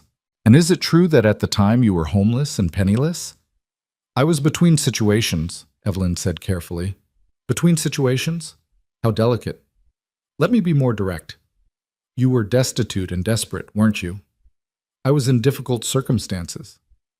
Circumstances that improved dramatically when you convinced Colton Reeves to marry you." Calder smiled. "Quite the fortuitous meeting, wasn't it? A wealthy rancher appears just when you need him most." "I didn't convince him of anything. He made the offer." "Ah, yes, the offer. He needed a housekeeper and you needed a home, so you struck a bargain. A business transaction dressed up as marriage." "It was more than that," Evelyn protested. "Was it? Tell me, Mrs. Reeves, did you love your husband when you married him?" The question landed like a blow. Evelyn's mouth went dry. If she said yes, it would be an obvious lie. If she said no, it would confirm everything Calder was alleging. "I barely knew him," she said finally, "but I believed we could build a life together." "How convenient. And where do you sleep, Mrs. Reeves?" Heat flooded her face. "I don't see how that's relevant." "It's entirely relevant. A genuine marriage includes intimate relations. So I ask again, where do you sleep?" "In the main bedroom," she said, which was technically true. She slept in Catherine's room, which had been the main bedroom. "And your husband, does he sleep there as well?" Evelyn's hands clenched in her lap. "Our sleeping arrangements are private. Not when the legitimacy of your marriage is in question." Calder turned to the judge. "Your Honor, I submit that this is clearly a fraudulent marriage entered into for material gain and legal convenience. Mrs. Reeves was desperate for security, Mr. Reeves needed help with his household, and they concocted this arrangement to serve their purposes. It makes a mockery of the sacred institution of marriage." "I disagree." The voice came from the back of the room, and Evelyn turned to see Reverend Matthews standing. "May I speak, Your Honor?" Judge Whitmore looked annoyed but nodded. "Briefly," the Reverend made his way to the front. "I performed the marriage ceremony for Colton and Evelyn. Before I did so, I spoke privately with each of them to ensure they understood the commitment they were making. Mrs. Reeves was forthright about her circumstances, But she was also sincere in her desire to build a genuine life with Colton and his children. I saw no deception in her, only hope. Hope doesn't make a marriage legitimate, Calder snapped. No, but commitment does, and I believe both parties were committed to honoring their vows. Believing isn't knowing, Reverend. I call Colton Reeves to testify. Colton stood and took Evelyn's place in the chair. His expression was granite hard, but she could see the tension in his shoulders. Mr. Reeves, Calder began, why did you really marry this woman? Because I needed help with my children and my household. She needed a home. It was mutually beneficial. Evelyn's heart sank. He was being too honest, giving Calder exactly what he wanted. So you admit it was a business transaction? I admit it was practical, but that doesn't make it fraudulent. Did you love her when you married her? No. The word echoed through the silent room. Evelyn felt like she'd been struck. And do you love her now? Calder pressed. Colton was quiet for a long moment. When he spoke, his voice was low but clear. Love is complicated, Mr. Calder. I respect my wife. I value her. She's brought order to my home and warmth to my children's lives. She's proven herself a dozen times over in ways that matter more than romantic declarations. So yes, I suppose I do love her, just not the way you seem to think I should. Something in Evelyn's chest cracked open. How touching, Calder said sarcastically. But respect and value aren't the same as genuine marital affection. Your Honor, I maintain that this marriage is a sham. I'd like to speak. The voice was small but determined. Nora stood in the audience, her face pale, but her chin raised defiantly. Young lady, this isn't, Judge Whitmore began. Please, Nora interrupted. I need to say something about my family. The judge looked to Colton, who nodded slowly. Let her speak. Nora walked to the front of the room, and Evelyn saw her hands trembling, but her voice was steady when she spoke. My name is Nora Catherine Reeves. I'm 10 years old, and Evelyn is my stepmother. She took a deep breath. When she first came to our house, I hated her. I hated that she was sleeping in my mama's room, wearing my mama's ring, trying to replace someone who couldn't be replaced. Evelyn's eyes filled with tears. But she never tried to replace Mama, Nora continued. She said my mama was special and she could never take her place. She just wanted to help. And she did help. She taught me things Mama never had time to teach me. She's patient with James when he has nightmares.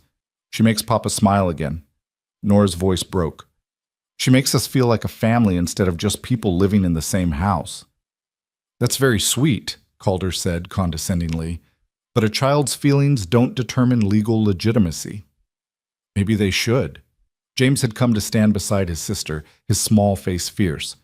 Evelyn's our mama now, not because she has to be, but because she wants to be. She doesn't yell when I break things. She helps me read.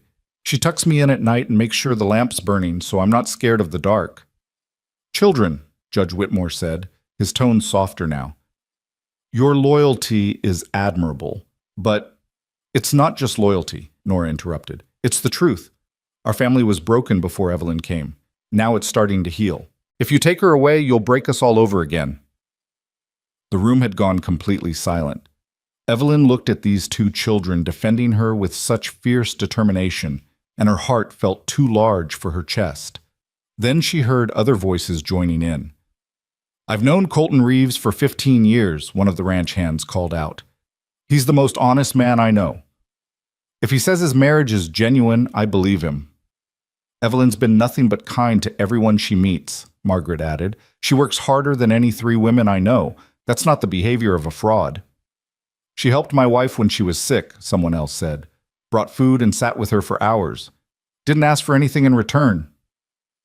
More voices rose, a chorus of support that seemed to catch Calder off guard. He'd expected the community to be swayed by his accusations, but instead they were rallying around the Reeves family. Judge Whitmore banged his gavel. Order! I need order! When the room quieted, he looked at Calder with narrowed eyes. Mr. Calder, do you have any actual evidence of fraud? Proof of deception or misrepresentation? The circumstances speak for themselves. Circumstances aren't evidence. I've heard testimony from the reverend who married them, from the children who live with them, and from community members who've observed their conduct. All of it suggests a genuine marital union, regardless of how it began. He turned to Colton and Evelyn. Mr. and Mrs. Reeves, would you both stand, please? They stood together, and Colton took her hand. I've been a judge for 20 years, Whitmore said. I've seen marriages of every kind, love matches that ended in hatred, arranged marriages that grew into genuine partnership, desperate unions that became something beautiful. The law requires that marriages be entered into freely and with intent to form a genuine union. Based on everything I've heard today, I believe that's exactly what you did. Evelyn's knees went weak with relief. Therefore, the judge continued, I find no evidence of fraud. This marriage is legitimate and will remain so. Mr. Calder, your petition is denied. The room erupted in applause and cheers. Calder's face went purple with rage. This isn't over, Reeves, he snarled. I'll find another way to get what's mine. The water rights were never yours, Colton said calmly, and neither is my family. Now get out. Calder stormed out, his daughter trailing behind him looking mortified. Judge Whitmore gathered his papers with a sigh. Mr. Reeves, Mrs. Reeves, I apologize for this ordeal, but I hope you understand I had to take the accusations seriously. We understand, Your Honor, Evelyn said. Thank you for being fair. After the judge left, the crowd began to disperse, many stopping to offer congratulations or express their support. Margaret hugged Evelyn so hard she could barely breathe. You did it, the older woman whispered. You fought for your family and you won. My family, Evelyn thought. When had they become truly hers? She looked around for the children and found them surrounded by well-wishers. Nora stood tall and proud, accepting compliments on her testimony with grace. James clung to one of the ranch hands, still wound up from the excitement. Then she felt Colton's hand on her shoulder, turning her to face him. What you said in there, she began, about valuing me, respecting me.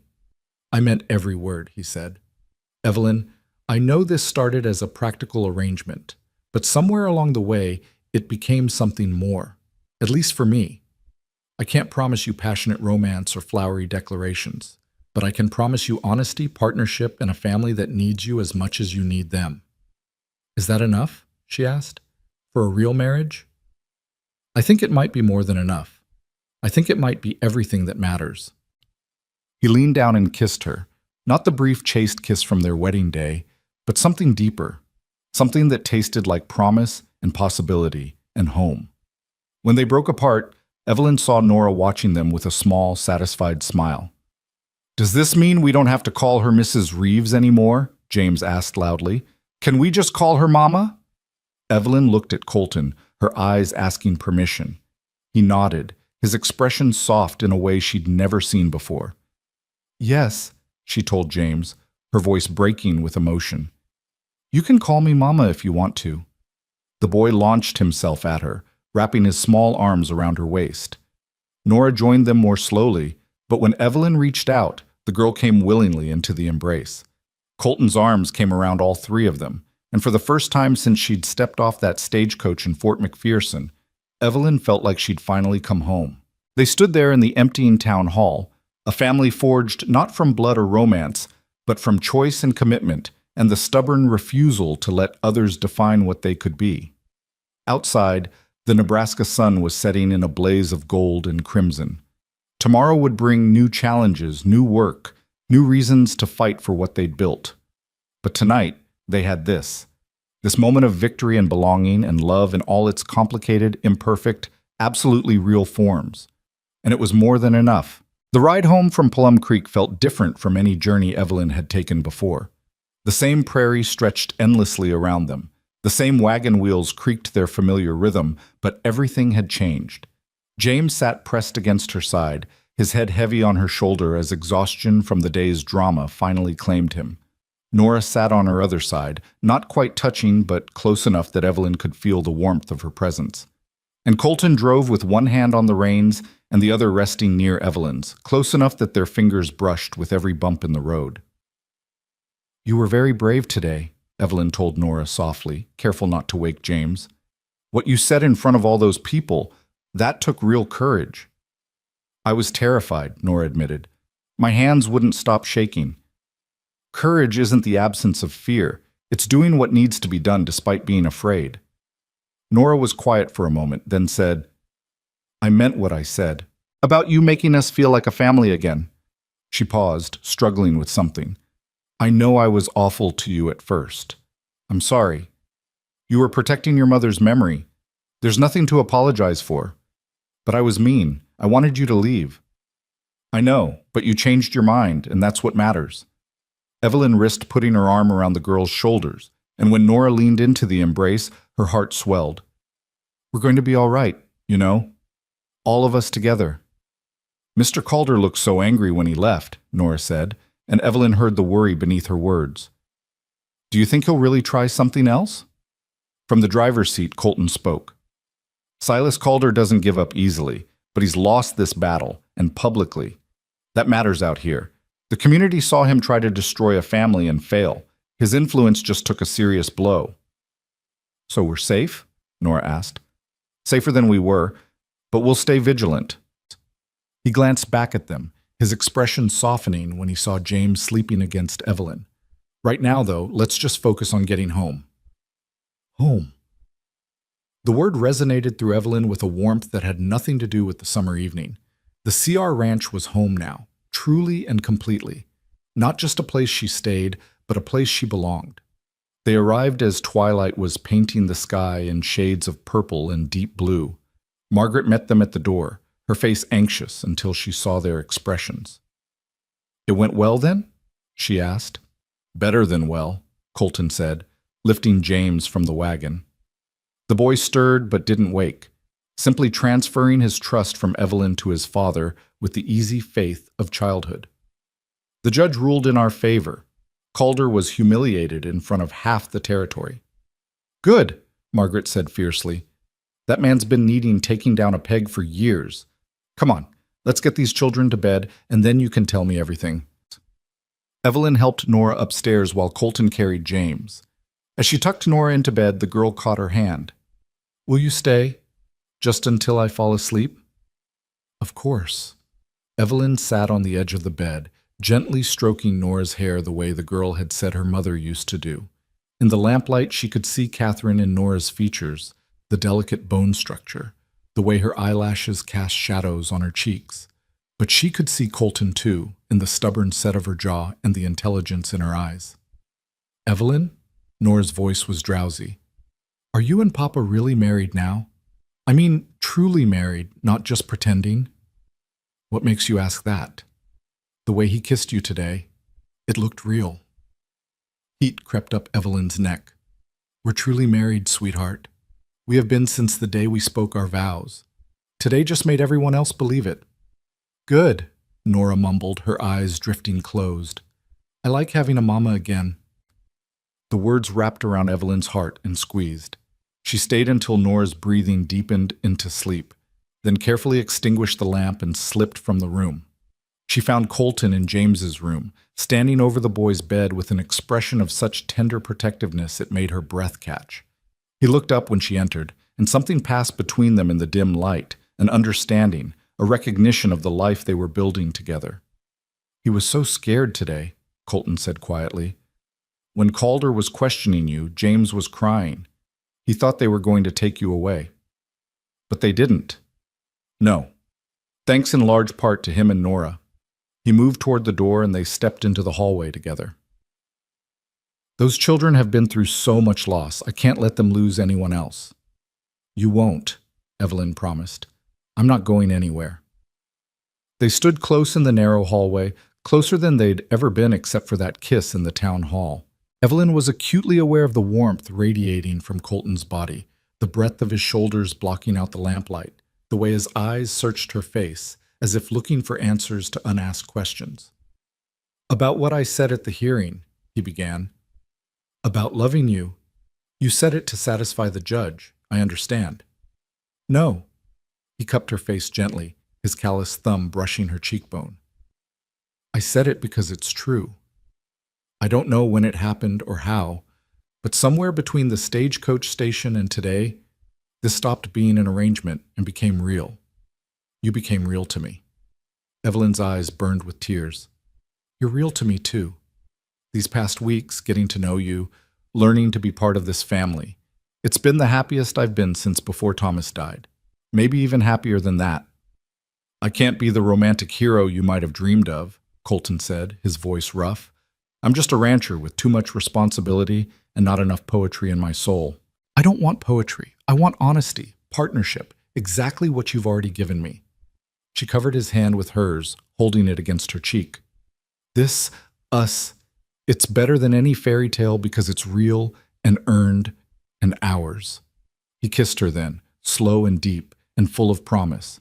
Not the public display from earlier, but something private and precious. When they finally broke apart, both breathing hard, Colton rested his forehead against hers. I should ask you properly, he murmured. The way I should have done from the start. Evelyn Hart Reeves, will you stay married to me? Will you build this life with me and these children, for better or worse, until death parts us? I already promised that once, in front of Reverend Matthews, she reminded him, smiling through her tears. I know, but I want you to promise again, now that you know what you're getting into. Now that it's a real choice, not desperation. Then yes, she said. Yes, I'll stay married to you. Yes, I'll build this life with you. Yes to all of it, Colton Reeves. This time when he kissed her, it felt like a new beginning. The old marriage, born of necessity and circumstance, was being replaced by something chosen and wanted. The ghost of Catherine, which had haunted these halls for so long, was finally laid to rest, making room for something new. Downstairs they found Margaret setting out leftover stew and fresh bread. She took one look at their faces and smiled knowingly. About time you two figured it out, she said. I was starting to think you'd dance around each other until you were both old and gray. You knew? Evelyn asked, embarrassed. I've got eyes, haven't I? I saw it happening weeks ago, even if you two were too stubborn to notice. She ladled stew into bowls. Now sit down and eat. You've had a long day and tomorrow will come early. They ate together in the warm kitchen, talking about the hearing and the community's support, making plans for the days ahead. It felt so natural, so right, that Evelyn had to keep reminding herself that just a few weeks ago she'd been alone and desperate at a stagecoach station, convinced her life was over. What will you do about Calder? Margaret asked Colton. He won't let this go quietly. I know, but he's shown his hand now. The community knows what he's willing to do to get what he wants, and they don't like it. That gives us leverage. He pushed his empty bowl away. I'm going to ride into town tomorrow and file a formal complaint with the territorial marshal. Calder's harassment has crossed too many lines. Will that stop him? Evelyn asked. Probably not, but it will slow him down and put him on notice that I'm willing to fight back legally, not just accept his bullying. Be careful, Margaret warned. Cornered animals are the most dangerous. I will be. He looked at Evelyn. I'd like you to come with me tomorrow. We should present a united front, and I think people need to see us together as husband and wife. The phrase sent a flutter through Evelyn's stomach. I'd be honored. After Margaret left for her small cottage behind the bunkhouse, Evelyn and Colton lingered in the kitchen, neither quite ready to end the day. I suppose we should talk about sleeping arrangements, Colton said, his ears reddening slightly. Now that the marriage is... that is, we're really... married? Evelyn supplied, amused by his discomfort. Yes, we should discuss it. I don't want to pressure you into anything you're not ready for. We can continue as we have been, with separate rooms until you feel comfortable. Colton. She placed her hand over his, stilling his nervous fidgeting. We're husband and wife. I think it's time we acted like it, don't you? His eyes darkened with something that made heat pool in Evelyn's stomach. Are you sure? I'm sure. And she was. This man had proven himself worthy of her trust 100 times over. He'd given her a home, a family, a purpose. He'd defended her, valued her, chosen her. Whatever nervousness she felt was overshadowed by the certainty that this was right. Then I'll move my things into Catherine's room, into our room, he corrected himself. Tomorrow, while you're getting ready for town. Our room, Evelyn repeated, trying out the words. They felt good. True. She helped him clean up from supper, their movements synchronized from weeks of working side by side. When everything was put away and the lamps were dimmed, They climbed the stairs together. At the door to what had been Catherine's room, Colton paused. I want you to know, this room, it's yours now, ours. If you want to change anything, redecorate, make it different, I'd like that, Evelyn said. Not to erase Catherine's memory, but to make it reflect our life together. I think she'd approve. Catherine wanted the people she loved to be happy. She'd be glad her children have a mother who cares for them, and that I've found a partner who fits this life. They stood in the hallway, the house quiet around them, except for the settling creaks of old wood and the distant call of an owl. Good night, Colton, Evelyn said softly. Good night, Evelyn. He lifted her hand to his lips, kissing her knuckles with old-fashioned courtliness. Sleep well. She slipped into her room, not Catherine's room anymore, but hers, soon to be theirs, and changed into her nightgown with trembling hands. Everything was changing so fast. Just this morning, she'd still been pretending to be a wife. Now she was one in truth, with all the joy and terror that implied. She lay in bed, watching moonlight paint silver patterns on the ceiling, and thought about the journey that had brought her here. Thomas's death, Margaret Hart's cruelty, the desperate journey west. Meeting Colton at the stagecoach station, the hasty wedding, the slow building of trust and affection, the hearing. And now this, a real marriage, a real family, a real future. She'd thought her life was over when Thomas died. Instead, it had just been waiting to begin. The next morning dawned clear and bright, promising another scorching July day. Evelyn woke to find Colton already gone. She could hear him moving around in his office downstairs. She dressed carefully in her best dress, a dark blue calico that brought out her eyes, and pinned her hair up with more care than usual. If they were presenting themselves to the town as a united couple, she wanted to look the part. Downstairs, she found Margaret already cooking breakfast and humming tunelessly. You look happy, Evelyn observed, tying on her apron. I am happy. This house has been too sad for too long. It's good to see life coming back into it. Margaret cracked eggs into the pan with practiced efficiency.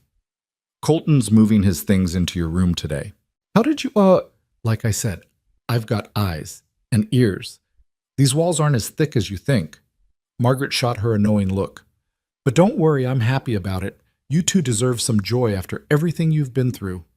The children thundered down the stairs moments later, James already talking a mile a minute about a dream he'd had involving horses and flying. Nora followed more sedately, but Evelyn noticed she was wearing her best dress too. Are you coming to town with us? Evelyn asked. Papa said I could, if I promised to behave and not wander off. Nora set the table with careful precision. I want people to see that we're a real family. We are a real family, sweetheart. I know, but I want everyone else to know it too. Colton appeared in the doorway, dressed in his good suit, his hair still damp from washing. He'd even trimmed his beard, and Evelyn's breath caught at how handsome he looked. Ready? He asked. Almost. Let us finish breakfast first, unless you want to arrive in town with your stomach growling. He smiled, that rare, full smile that transformed his whole face. Fair point. They ate together, a family around a table, and Evelyn felt such contentment that it almost frightened her. This much happiness felt fragile, like something that could shatter if she wasn't careful. But she was learning that happiness didn't have to be fragile. Built on a foundation of trust and choice and hard work, it could be surprisingly resilient. The ride to Plum Creek took 2 hours, with James keeping up a constant stream of chatter and Nora occasionally contributing more thoughtful observations. Colton drove with easy competence, and every so often his hand would brush against Evelyn's in what she was learning to recognize as deliberate touches. When they reached town, word of their arrival seemed to spread instantly. People emerged from shops and homes to watch them pass, some calling out greetings, others simply staring. Evelyn kept her head high, her hand resting on Colton's arm as they walked into the marshal's office. Marshal Tom Brady was a grizzled man in his 50s with sharp eyes and a reputation for fairness. He stood when they entered, his expression neutral. Colton? Mrs. Reeves, what brings you in today? I want to file a formal complaint against Silas Calder, Colton said, for harassment, intimidation, and abuse of legal processes. The marshal sighed and pulled out a form. Tell me everything. For the next hour, Colton detailed Calder's actions, the constant challenges to his water rights, the attempts to poach his ranch hands, the manipulation of Judge Whitmore to question his marriage. Evelyn added her own testimony about the invasive questioning and public humiliation at the hearing. It's clear he's trying to force me off my land or into selling, Colton concluded, and he's willing to use any means necessary. Marshal Brady tapped his pen against the desk. I'll be honest with you, Colton. Calder has powerful friends in the territory. Filing this complaint might make things worse before they get better. I understand that, but I can't just let him continue unchecked. He needs to know there are consequences for his actions. All right, I'll file the complaint and send a copy to the territorial governor. But watch your back. Men like Calder don't like being challenged. They left the marshal's office feeling both vindicated and uneasy. As they walked back toward the wagon, they passed the general store, and Evelyn paused. Could we go in? She asked. I'd like to pick up a few things for the house. Inside the store, Mrs. Patterson, the owner's wife, greeted them warmly. Mrs. Reeves, it's so good to see you. The whole town's been talking about yesterday's hearing. I'm sure they have, Evelyn said diplomatically. Well, I want you to know, most folks think you and Colton did the right thing, standing up to Silas Calder like that. That man's been a bully for too long. She leaned in conspiratorially. Between you and me, his poor daughter is probably relieved. She never wanted to marry Colton anyway. She's sweet on the banker's son. While Evelyn browsed the store's limited selection of fabrics and household goods, more townspeople came in to offer their congratulations and support. It became clear that yesterday's hearing had done more than just validate their marriage.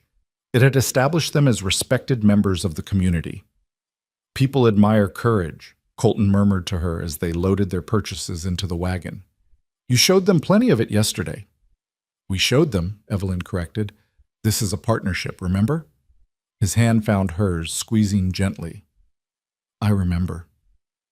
They were preparing to leave when a commotion erupted down the street.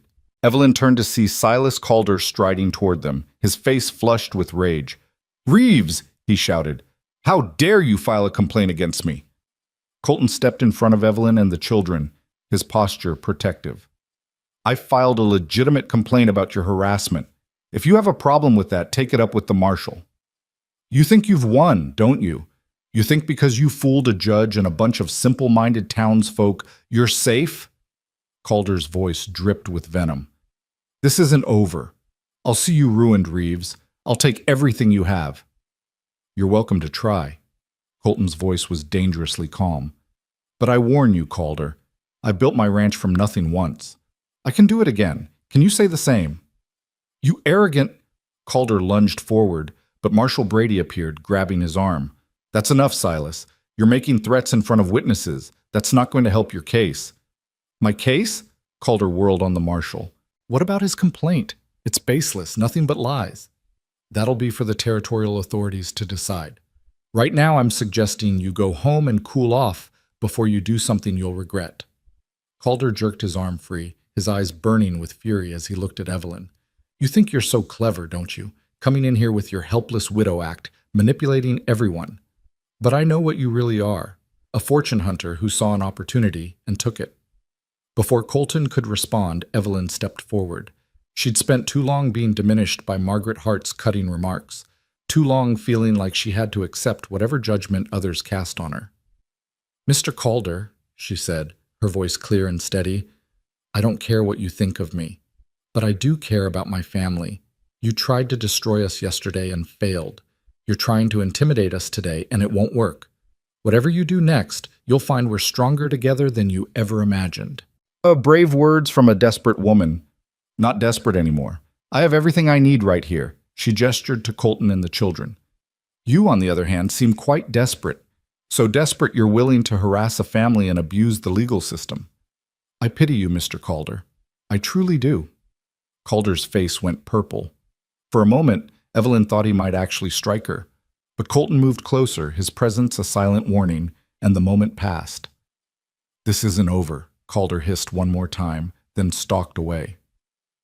The street had gone silent, everyone watching the confrontation. Then Mrs. Patterson began to clap, and others joined in. Within moments, the entire street was applauding. "Well done, Mrs. Reeves," Marshal Brady said quietly.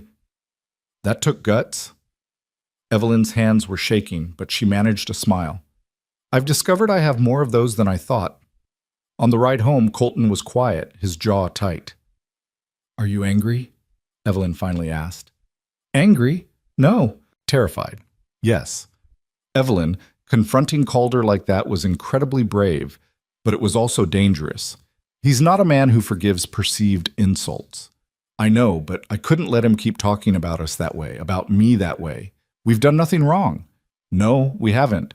But that doesn't mean he won't try to hurt us anyway." He glanced at her, his expression softening. "Though I admit, watching you stand up to him was magnificent. You reminded me of a queen defending her kingdom." "Some kingdom. A ranch house and 2 children and an overworked husband. It's our kingdom, though. Worth defending." That night, after the children were asleep and the house was quiet, Colton carried his belongings into what was now truly their bedroom. Evelyn had spent the afternoon making small changes, removing some of Catherine's more personal items, adding touches that felt more like her own. The room was becoming a reflection of both women, a blending of past and present. "This feels strange," Colton admitted, setting his trunk in the corner. "I haven't slept in this room since Catherine died." "We can use a different room, if you'd prefer." "No, this is right. It's just different." He looked around at the changes she'd made. "Better, though. More like a room for living instead of a shrine to the past." They prepared for bed awkwardly, both hyper-aware of the other's presence. When they finally lay down together, a careful distance between them, the silence felt heavy with unspoken expectations. "I'm nervous," Evelyn admitted finally. "So am I," Colton said, and she heard the relief in his voice that she'd spoken first. "This is a second chance for both of us. I don't want to waste it." "Neither do I." She turned to face him in the darkness. "But I think we're already doing everything right. Building slowly, choosing each other every day. That's worth more than rushing into something we're not ready for." He reached out and pulled her close, and she settled against his chest with a sigh of contentment. His heart beat steady beneath her ear, strong and reliable. "We have time," he murmured into her hair. "All the time in the world to figure this out." They fell asleep like that, wrapped in each other's arms, and Evelyn dreamed of the future they were building together, imperfect and earned and absolutely theirs. The next week passed in a haze of domesticity and growing intimacy. Colton and Evelyn learned the rhythms of sharing a bed, of waking together, of the small intimacies of married life. They learned each other's habits and preferences, adjusted to each other's presence, and slowly, carefully, built something neither had expected to find: genuine partnership and affection. The children blossomed under the security of having 2 parents who were clearly committed to each other and to them. James's nightmares became less frequent.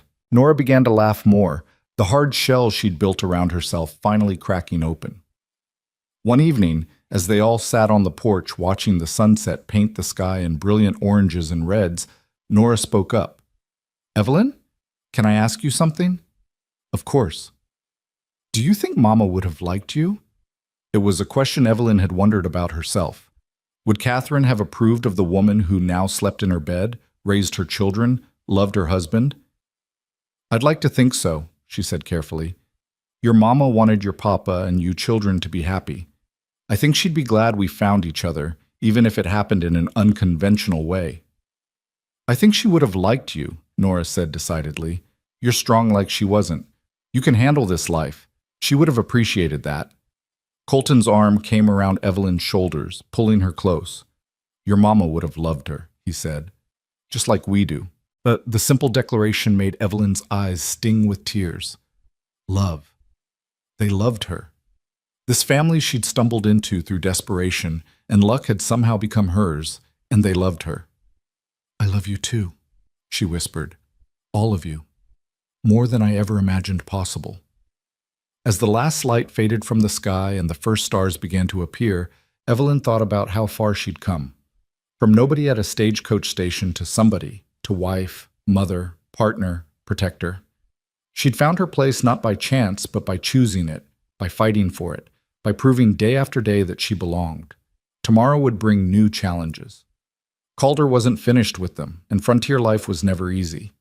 But tonight, surrounded by her family on the porch of their home, Evelyn felt a peace she'd never known. She'd found what she'd been searching for without even knowing she was looking. Not just a home or security or purpose, but love in all its messy, complicated, beautiful forms. And it was more than enough. It was everything. 3 months had passed since the hearing, and autumn was beginning to paint the Nebraska prairie in shades of amber and rust. The oppressive heat of summer had given way to crisp mornings and comfortable afternoons, and the CR Ranch had settled into a rhythm that felt almost too peaceful to last. Evelyn should have known better than to trust the quiet. She was in the kitchen preserving the last of the season's tomatoes when one of the ranch hands, a young man named Tom Miller, burst through the door, his face pale with urgency. "Mrs. Reeves, you need to come quick. There's been an accident." Her heart stopped. "The children?" "No, ma'am. They're fine, playing in the barn with old Samuel watching them. It's Mr. Reeves. His horse threw him checking the north fence line. We got him back to the house, but he's hurt bad." Evelyn's training from months of frontier living kicked in instantly. She wiped her hands on her apron and grabbed the medical kit Margaret had taught her to keep stocked. "Where is he?" "In your bedroom. Doc Patterson's been sent for, but he's out at the Henderson place delivering a baby. Could be hours before he gets here." She took the stairs 2 at a time, her mind racing through everything Margaret had taught her about treating injuries. When she pushed open the bedroom door, she found Colton lying on their bed, his face gray with pain. His shirt had been cut away, revealing an angry bruise blooming across his ribs. His left arm hung at an unnatural angle. "It's not as bad as it looks," he said through gritted teeth, trying to sit up. "Don't you dare move." She set the medical kit on the bedside table with shaking hands. "Tom, get me hot water and clean towels, and send someone to fetch Margaret." As Tom ran to do her bidding, Evelyn carefully examined Colton's injuries. She'd seen Margaret set broken bones before, had even assisted once when a ranch hand had broken his wrist. But this was different. This was Colton, her husband, and the thought of causing him more pain made her stomach clench. "Talk to me," she said, keeping her voice steady. "What happened?" "Rabbit spooked thunder. Stupid accident." He winced as she gently probed his ribs. "Pretty sure the arm's broken. Ribs might just be bruised." "Your arm is definitely broken." She could see the fracture, feel the misalignment beneath her careful fingers. "I'm going to have to set it before the doctor arrives. The longer we wait, the worse it'll be." His eyes met hers, trust and pain warring in their gray depths. "Can you do it?" "I have to." She took a deep breath, calling on reserves of strength she hadn't known she possessed. "This is going to hurt." "I know." Margaret arrived just as Evelyn was gathering what she needed. The older woman took one look at the situation and rolled up her sleeves. "Good, you're not waiting for Patterson. Man's probably drunk anyway." She moved to Colton's other side. "I'll hold him steady. You set the bone. You've got steadier hands than me." Evelyn's hands were trembling, but she nodded. She'd watched this done, had studied the medical manual Colton kept in his office. Theory was one thing. Practice, especially on someone she loved, was entirely different. "Colton, I need you to look at me," she said softly. When his eyes locked on hers, she continued, "I'm going to count to 3, and then I'm going to pull and align the bone. It's going to hurt like hell, but it'll be fast. Can you do this?" "With you? I can do anything." The simple faith in his words gave her courage. She positioned her hands carefully, Margaret bracing Colton's shoulder. 1. She didn't wait for 3. With one smooth, firm motion, she pulled and manipulated the bone back into alignment. Colton's scream of pain tore through her heart, but she forced herself to stay focused. Securing the splint Margaret handed her with steady, sure movements. When it was done, Colton lay back against the pillows, his face slick with sweat, but his breathing beginning to steady. "You didn't count to 3, he said weakly. "If I had, you would have tensed up. This way was faster." She smoothed his hair back from his forehead with a tenderness that made Margaret discreetly look away. "The worst is over. Your hands aren't shaking anymore. They will be later. Right now you need me steady." Margaret helped her bind Colton's ribs and get him settled more comfortably. By the time Doc Patterson arrived 3 hours later, slightly tipsy but functional, There was little left for him to do but approve Evelyn's work. "Fine job, Mrs. Reeves," he said, examining the splint. "Couldn't have done better myself. Maybe better, truth be told, since my hands aren't as steady as they used to be." He pulled a bottle from his bag. "Laudanum for the pain, small doses only, and watch for fever." After the doctor left, Evelyn sat beside the bed while Colton drifted in and out of laudanum-induced sleep. The children had been told about the accident and allowed to see their father briefly, but she'd sent them back downstairs with Margaret, promising they could visit again in the morning. Now, in the quiet of their room, the reality of what could have happened crashed over her. Colton could have been killed, a different fall, a worse injury, and she could have lost him just as she'd lost Thomas. "I can hear you thinking," Colton murmured, his eyes still closed. "You should be sleeping." "Hard to sleep when my wife is radiating anxiety like a furnace radiates heat." He opened his eyes, focusing on her with effort. "I'm going to be fine, Evelyn." "You could have died." "But I didn't. Thanks to Thunder having good sense not to roll on me, and to you having the courage to set my arm." He reached for her hand with his good one. "You were magnificent. Terrified, but magnificent. I was so scared. When Tom came running in, I thought—" Her voice broke. "I thought I'd lost you." "You haven't. I'm too stubborn to die from a simple fall." He squeezed her hand. "But I need you to understand something. This life, out here on the frontier, it's dangerous. Accidents happen. People get hurt. Sometimes they die. That's the reality we live with. I know that." "Do you? Because you look like you're already grieving me, and I'm right here, very much alive." She wiped at her eyes angrily. "I can't lose you, Colton. I can't lose this family. Not now. Not when I've finally found where I belong." "Then don't waste the time we have worrying about time we might not get." He tugged her hand gently. "Come here. Lie down next to me. I'll hurt you. You'll hurt me more by staying over there looking miserable." Carefully, so carefully, she stretched out beside him on the bed, her head on his shoulder. His good arm came around her, holding her close. "Better?" he asked. "Better?" She listened to his heartbeat, steady and strong beneath her ear. "Colton, I love you. I don't think I've said it plainly enough. Not the way you deserve to hear it. You say it every day. In the way you care for the children, manage the house, stand beside me through everything. But it's nice to hear the words, too." "I love you, Sam," she repeated. "Not because you gave me a home or security or purpose, though you did. I love you because you're good and honest and strong. Because you make me want to be braver than I am. Because when I look at our life together, I can't imagine being anywhere else." "I love you too," he said softly. "More than I thought I could love anyone again. You've brought light back into this house, into my life. You've given my children a mother and given me a true partner. I don't know what I did to deserve you, but I'm grateful every day that you stepped off that stagecoach." They lay together in the gathering darkness, and Evelyn felt the peace that came from knowing she was exactly where she was meant to be. The next weeks tested that peace severely. Colton's injuries meant he couldn't perform his usual duties around the ranch, and the burden of managing everything fell to Evelyn and the ranch hands. She rose before dawn each day, checking on the livestock, overseeing repairs, making decisions about which fields to harvest first. The work was exhausting and never-ending, but she refused to let the ranch suffer because its owner was temporarily incapacitated. Margaret watched her with a mixture of approval and concern. "You're running yourself ragged," she said one evening as Evelyn dragged herself into the kitchen after a 14-hour day. "The work needs doing." "The work will always need doing. That's the nature of ranch life. But you need to pace yourself, girl, or you'll be the next one laid up." "I can rest when Colton's healed." "Stubborn as he is, you are." Margaret pushed a plate of food toward her. "Eat. You're no good to anyone if you collapse." Evelyn ate mechanically, too tired to taste the food. Upstairs, she could hear James laughing at something Colton had said. The sound made her smile despite her exhaustion.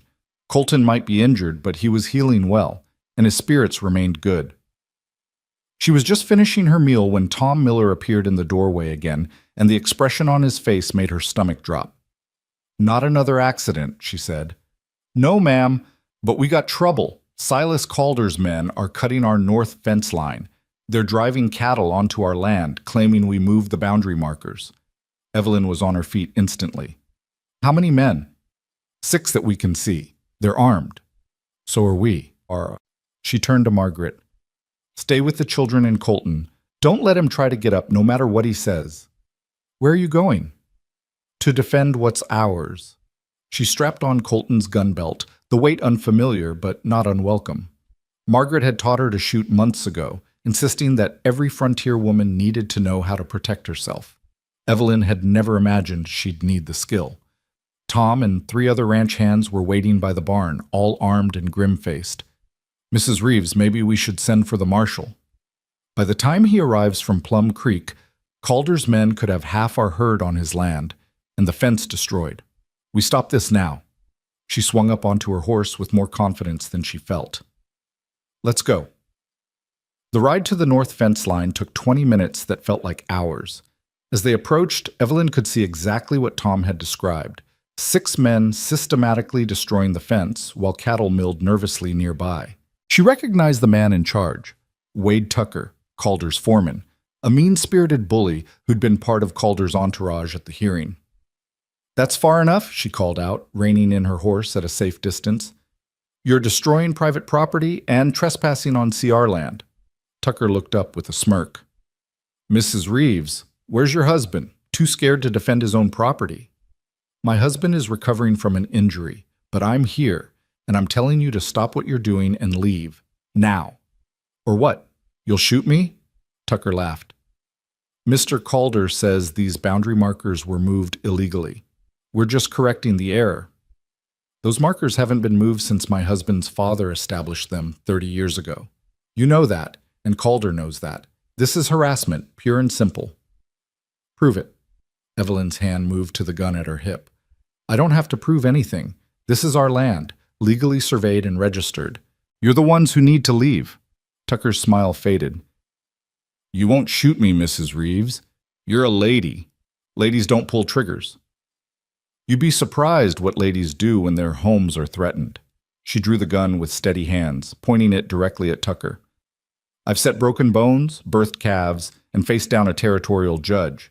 Shooting a man who's destroying my property doesn't even make the list of hardest things I've done this year. For the first time, Tucker looked uncertain. Behind her, Evelyn heard her ranch hands readying their own weapons. You're outnumbered 6-5, Tucker said, but his voice lacked conviction. Maybe, but I'm fighting for my home and my family. What are you fighting for? Silas Calder's greed? She kept the gun steady.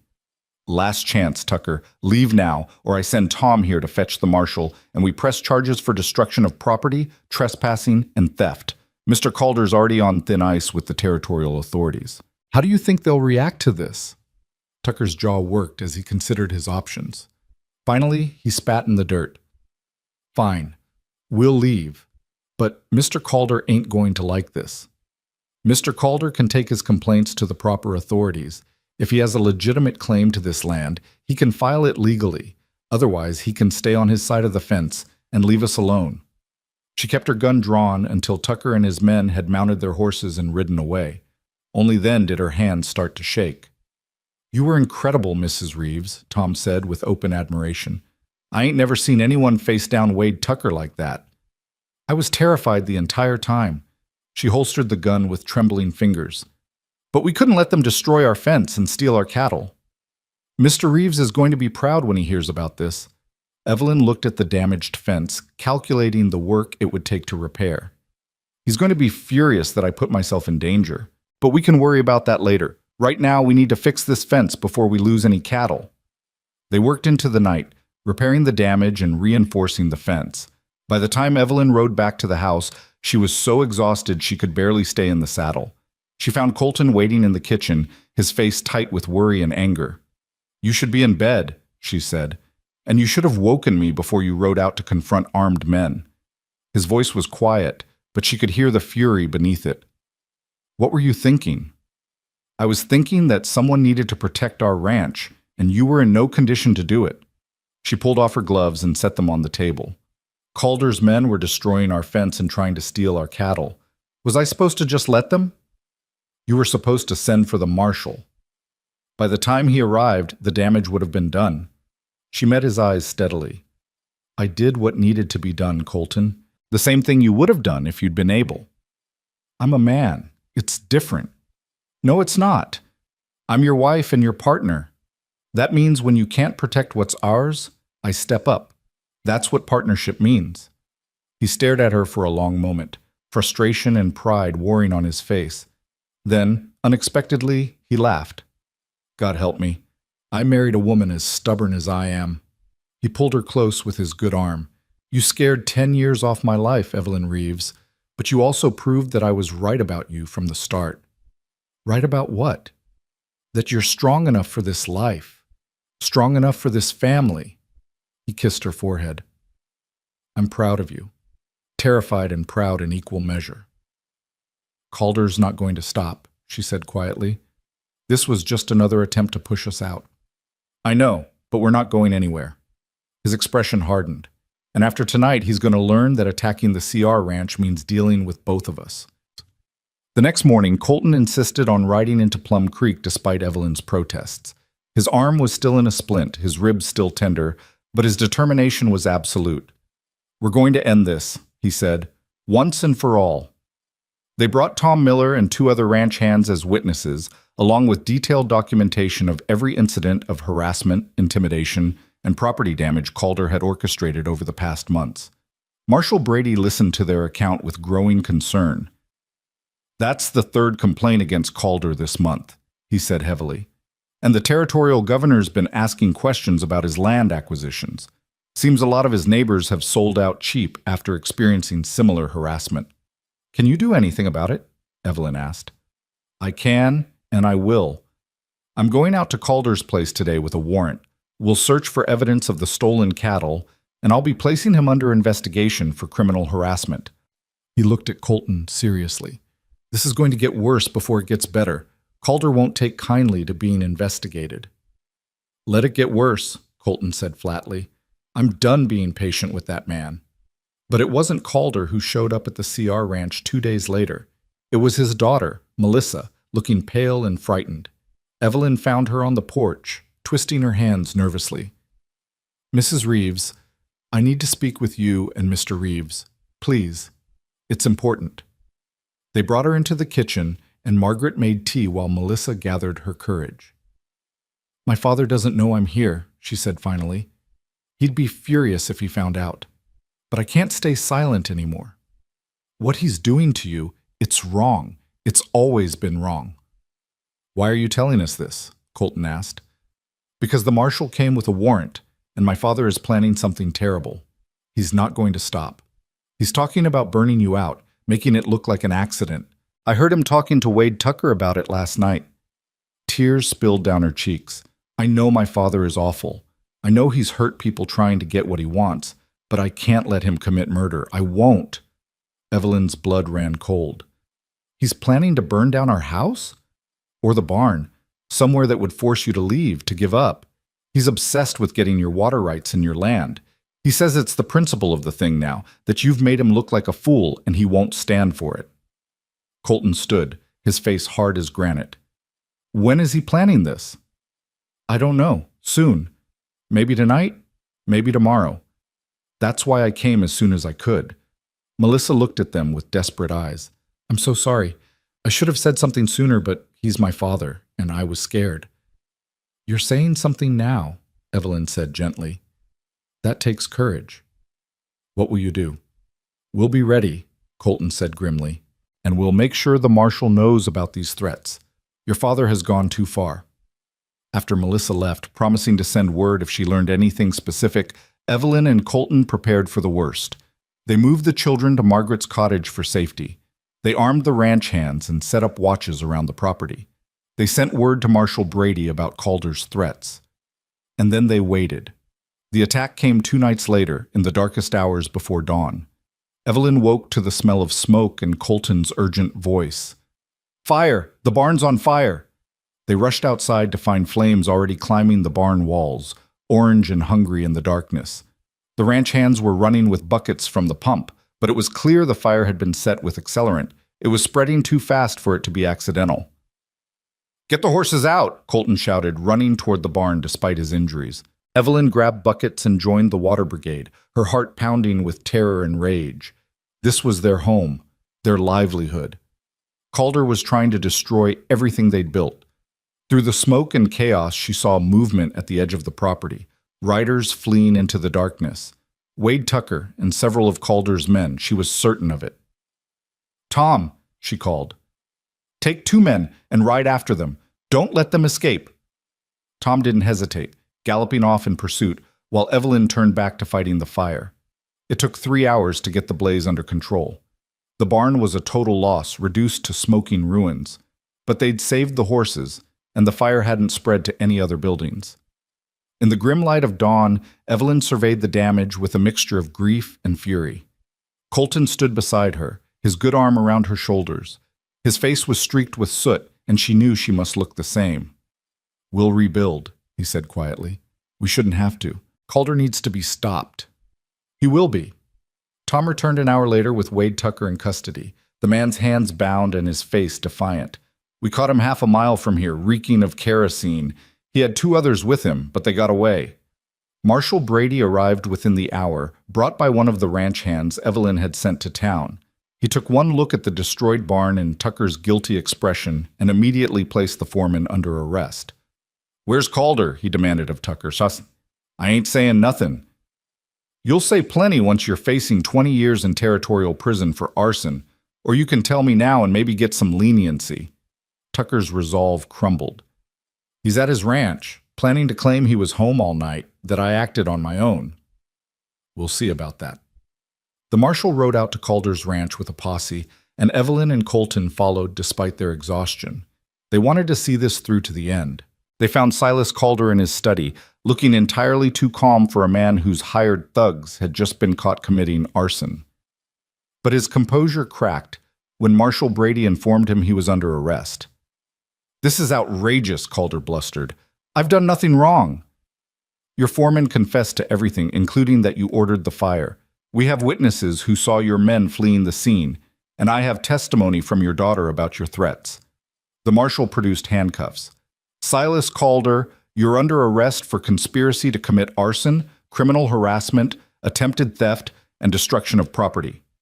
"You can't do this. I have friends in the territorial government." "Had friends," the marshal corrected. "Turns out the governor doesn't look kindly on men who terrorize their neighbors. He's been wanting an excuse to deal with you for years. You just gave it to him." As Calder was led away in chains, still protesting his innocence, Evelyn felt a weight lift from her shoulders. It was over. Finally, over. The ride back to the ranch was quiet, both of them processing everything that had happened. "We lost the barn," Colton said finally.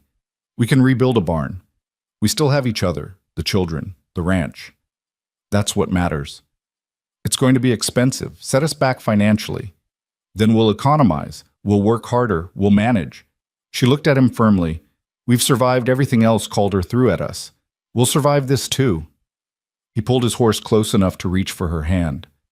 "I don't know what I did to deserve you, Evelyn Reeves, but I thank God every day that you were desperate enough to marry me." "I wasn't desperate," she said with a smile. "I was smart. I saw a good man offering me a chance at a real life, and I took it. Best decision I ever made, asking you to marry me." "Second best," she corrected. "The best decision was choosing to make it a real marriage instead of just an arrangement." True enough. When they arrived home, they found the children waiting anxiously on the porch of Margaret's cottage. James ran to them immediately, throwing his arms around Evelyn's waist. "Is it over? Is the bad man gone?" "He's gone, sweetheart. He can't hurt us anymore." Nora stood back, trying to maintain her composure, but Evelyn could see the relief in her eyes. "The barn's really destroyed?" "I'm afraid so, but barns can be rebuilt. People can't. Everyone is safe, and that's what matters." "When can we go home?" "Right now, if you'd like." They walked back to the main house together, a family that had been tested by fire, literally, and had emerged stronger. The destroyed barn was a harsh reminder of what they'd faced, but it was also proof that they'd survived. They'd won. Over the following weeks, news filtered in about Silas Calder's fate. Wade Tucker had turned state's evidence in exchange for a lighter sentence, providing detailed testimony about all of Calder's illegal activities. The territorial governor had launched a full investigation, and it quickly became clear that Calder had been systematically harassing and defrauding his neighbors for years. He was sentenced to 15 years in territorial prison. His ranch and holdings were seized to pay restitution to his victims. And Melissa Calder, finally free of her father's control, married the banker's son and moved to Omaha, sending Evelyn a heartfelt letter of thanks for treating her with kindness when no one else had. The CR Ranch's barn was rebuilt by late October, with help from neighbors who'd heard what happened and wanted to show their support. It was larger than the original, with better ventilation and sturdier construction. Colton grumbled about the cost, but Evelyn saw the pride in his eyes every time he looked at it. His arm healed slowly but well, and by November he was back to full duties around the ranch.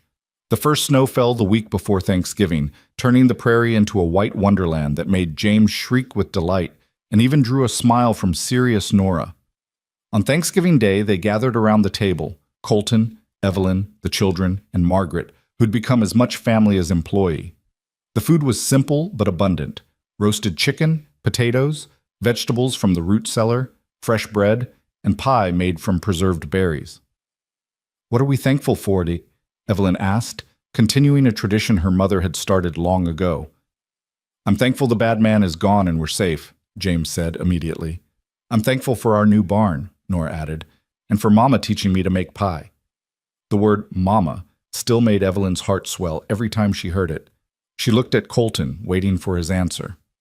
"I'm thankful for second chances," he said, his eyes on her. "For brave women who step off stagecoaches and change everything. For children who teach me every day what really matters.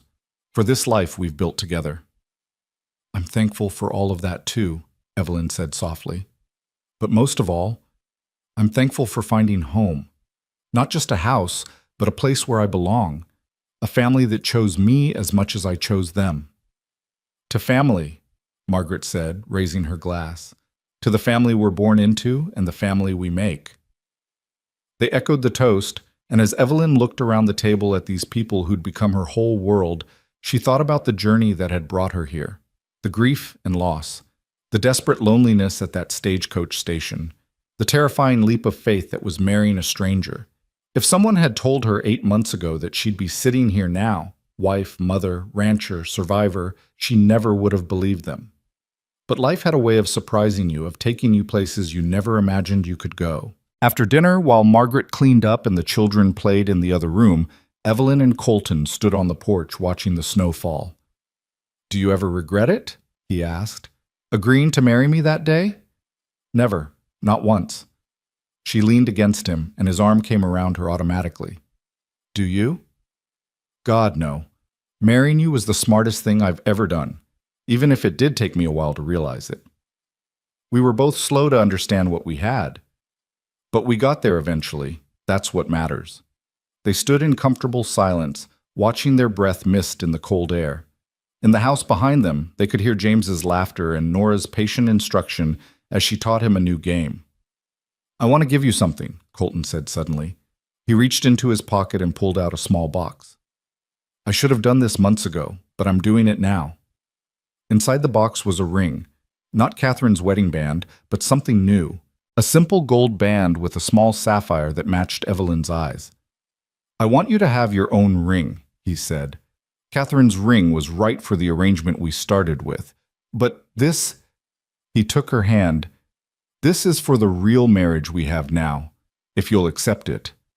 Evelyn's eyes filled with tears as he slid the new ring onto her finger beside Catherine's band. "It's beautiful. Not as beautiful as you. Not as beautiful as the life we've built." He kissed her gently. "I love you, Evelyn. Not because I need you or because it's convenient. I love you because you're brave and strong and kind. Because you make me want to be better. Because every day with you feels like a gift I don't deserve." "You deserve it," she whispered. "You deserve all of it. And I love you too, Colton Reeves, more than I ever thought I could love anyone." They kissed as snow fell around them, and Evelyn felt peace settle into her bones. This was home. This was family. This was love in its truest, hardest won, most beautiful form. Inside, James called for them, wanting to show them something he'd built with his blocks. They went in together, hand in hand, ready to face whatever came next. Because they'd learned the most important lesson. Together, they could survive anything. Together, they could build something lasting and real. Together, they were home. The winter passed in a blur of cozy evenings by the fire, children's laughter, and the quiet contentment of a family that had finally found its rhythm. Spring brought new calves and the hard work of branding and fence repair. Summer brought long days of haying and the joy of watching the ranch thrive under their combined stewardship. And one August morning, exactly 1 year after Evelyn had stepped off that stagecoach in Fort McPherson, she woke with a secret that would change everything once more. She waited until the children had gone outside to play, and Margaret had left for town before telling Colton. They were in the kitchen, and he was reviewing the ranch accounts while she kneaded bread dough. "Colton," she said, her heart pounding, "I have something to tell you." He looked up, immediately attentive to the nervousness in her voice. "What is it? What's wrong?" "Nothing's wrong. At least, I don't think so. I hope not." She took a deep breath. "I'm pregnant." For a moment, he just stared at her. Then he was across the kitchen, pulling her into his arms despite the flour on her hands. "Are you sure?" His voice was choked with emotion. "As sure as I can be. Margaret noticed the signs before I did and confronted me about it yesterday. She thinks I'm about 3 months along." 3 months. He pulled back to look at her, his eyes searching her face. "And you're all right? You feel well?" "I feel wonderful. A little tired, but wonderful." "A baby." He said it like he was testing the word, seeing how it felt. "Our baby." "Are you happy?" she asked, suddenly uncertain. "I know Catherine's pregnancy with James was difficult, and you were so worried." "I'm terrified," he admitted, "but I'm also happier than I have any right to be." "You're strong, Evelyn, stronger than Catherine ever was. You can handle this. We can handle this. Together." "Together," he agreed, and kissed her with a tenderness that made her eyes sting. They told the children that evening, and the reactions were everything Evelyn could have hoped for. James was thrilled at the prospect of being a big brother, immediately declaring he would teach the baby everything he knew. Nora was quieter, but when Evelyn caught her eye, the girl smiled with genuine warmth. "Another Reeves," Nora said. "That's good. We're building a dynasty." "A dynasty?" Colton laughed. "That's ambitious." "Why not? You built this ranch from almost nothing. Evelyn turned it into a real home. We survived Mr. Calder and a barn fire and everything else. Why can't we build a dynasty?" Why not indeed, Evelyn thought. They'd already built something remarkable from nothing more than desperation and determination. What was a dynasty compared to that? The pregnancy progressed smoothly, and by late autumn, Evelyn was undeniably showing. The community, which had fully accepted her as Colton's wife and the mother of his children, rallied around them once more. Women brought baby clothes and advice. Men helped with the heavier ranch work. And when her time came in late February, during a blizzard that buried the prairie under 3 feet of snow, she had Margaret and 2 neighboring women to help her through it. The labor was long and hard, but Evelyn had faced down armed men and territorial judges. She could handle bringing a baby into the world. At dawn, as the blizzard finally began to clear, a baby's cry filled the house. Colton, who'd been pacing downstairs with James and Nora, took the stairs 3 at a time. He found Evelyn propped up in bed, exhausted but radiant, holding a tiny bundle wrapped in soft blankets. Margaret stood nearby, beaming with pride. "Come meet your daughter," Evelyn said softly. A daughter. Colton approached slowly, almost reverently, and looked down at the tiny face peeking from the blankets. She had a shock of dark hair and Evelyn's delicate features, and when she opened her eyes, they were the same stormy gray as her father's. "She's perfect," he breathed. "She is." Evelyn looked up at him with tears streaming down her face. "We made her, Colton. You and me together. We made this perfect little person." He sat carefully on the edge of the bed, one arm around Evelyn and the other gently touching his daughter's tiny hand. The baby's fingers wrapped around his thumb with surprising strength. "What will we name her?" he asked. Evelyn had thought about this for months. "I'd like to name her Catherine Margaret Reeves. Catherine for the woman who came before me and gave you these amazing children. Margaret for the woman who taught me how to survive out here. If that's all right with you." Colton's eyes were wet as he nodded. "It's more than all right. It's perfect. Catherine would have loved that." They let the children come in then, James bouncing with excitement and Nora trying to maintain her dignity while clearly dying to hold her baby sister. "She's so small," James marveled, gently touching the baby's cheek. "You were this small once," Evelyn told him. "Can I hold her?" Nora asked hesitantly. "Of course you can. Come sit here." Nora settled carefully on the bed, and Evelyn placed the baby in her arms. The girl looked down at her sister with an expression of fierce protectiveness that reminded Evelyn so much of Colton it made her heart ache. "I'll take care of her," Nora said solemnly. "I'll teach her everything I know. I'll make sure she knows about Mama Catherine and Mama Evelyn. I'll make sure she knows how brave our family is." "I know you will, sweetheart." They sat together as the winter sun rose over the snow-covered prairie, a family complete and whole. 4 children now, 2 inherited, 1 born of their union. A marriage that had started as a desperate bargain and become something precious. A home built on honesty, hard work, and stubborn determination. Evelyn looked around at her family and felt such overwhelming love she could barely breathe. This was what she'd been searching for without knowing it, all those months ago when she'd stood alone at the stagecoach station. Not just shelter or security, but belonging. Purpose. Love. She'd been nobody then, discarded and hopeless.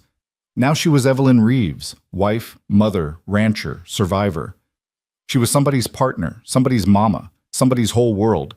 And it was more than enough. It was everything. Years would pass. More children would come. The ranch would prosper under their joint management. They would face droughts and harsh winters, good years and bad, the endless challenges of frontier life. But they would face it all together, this family built from broken pieces and desperate choices.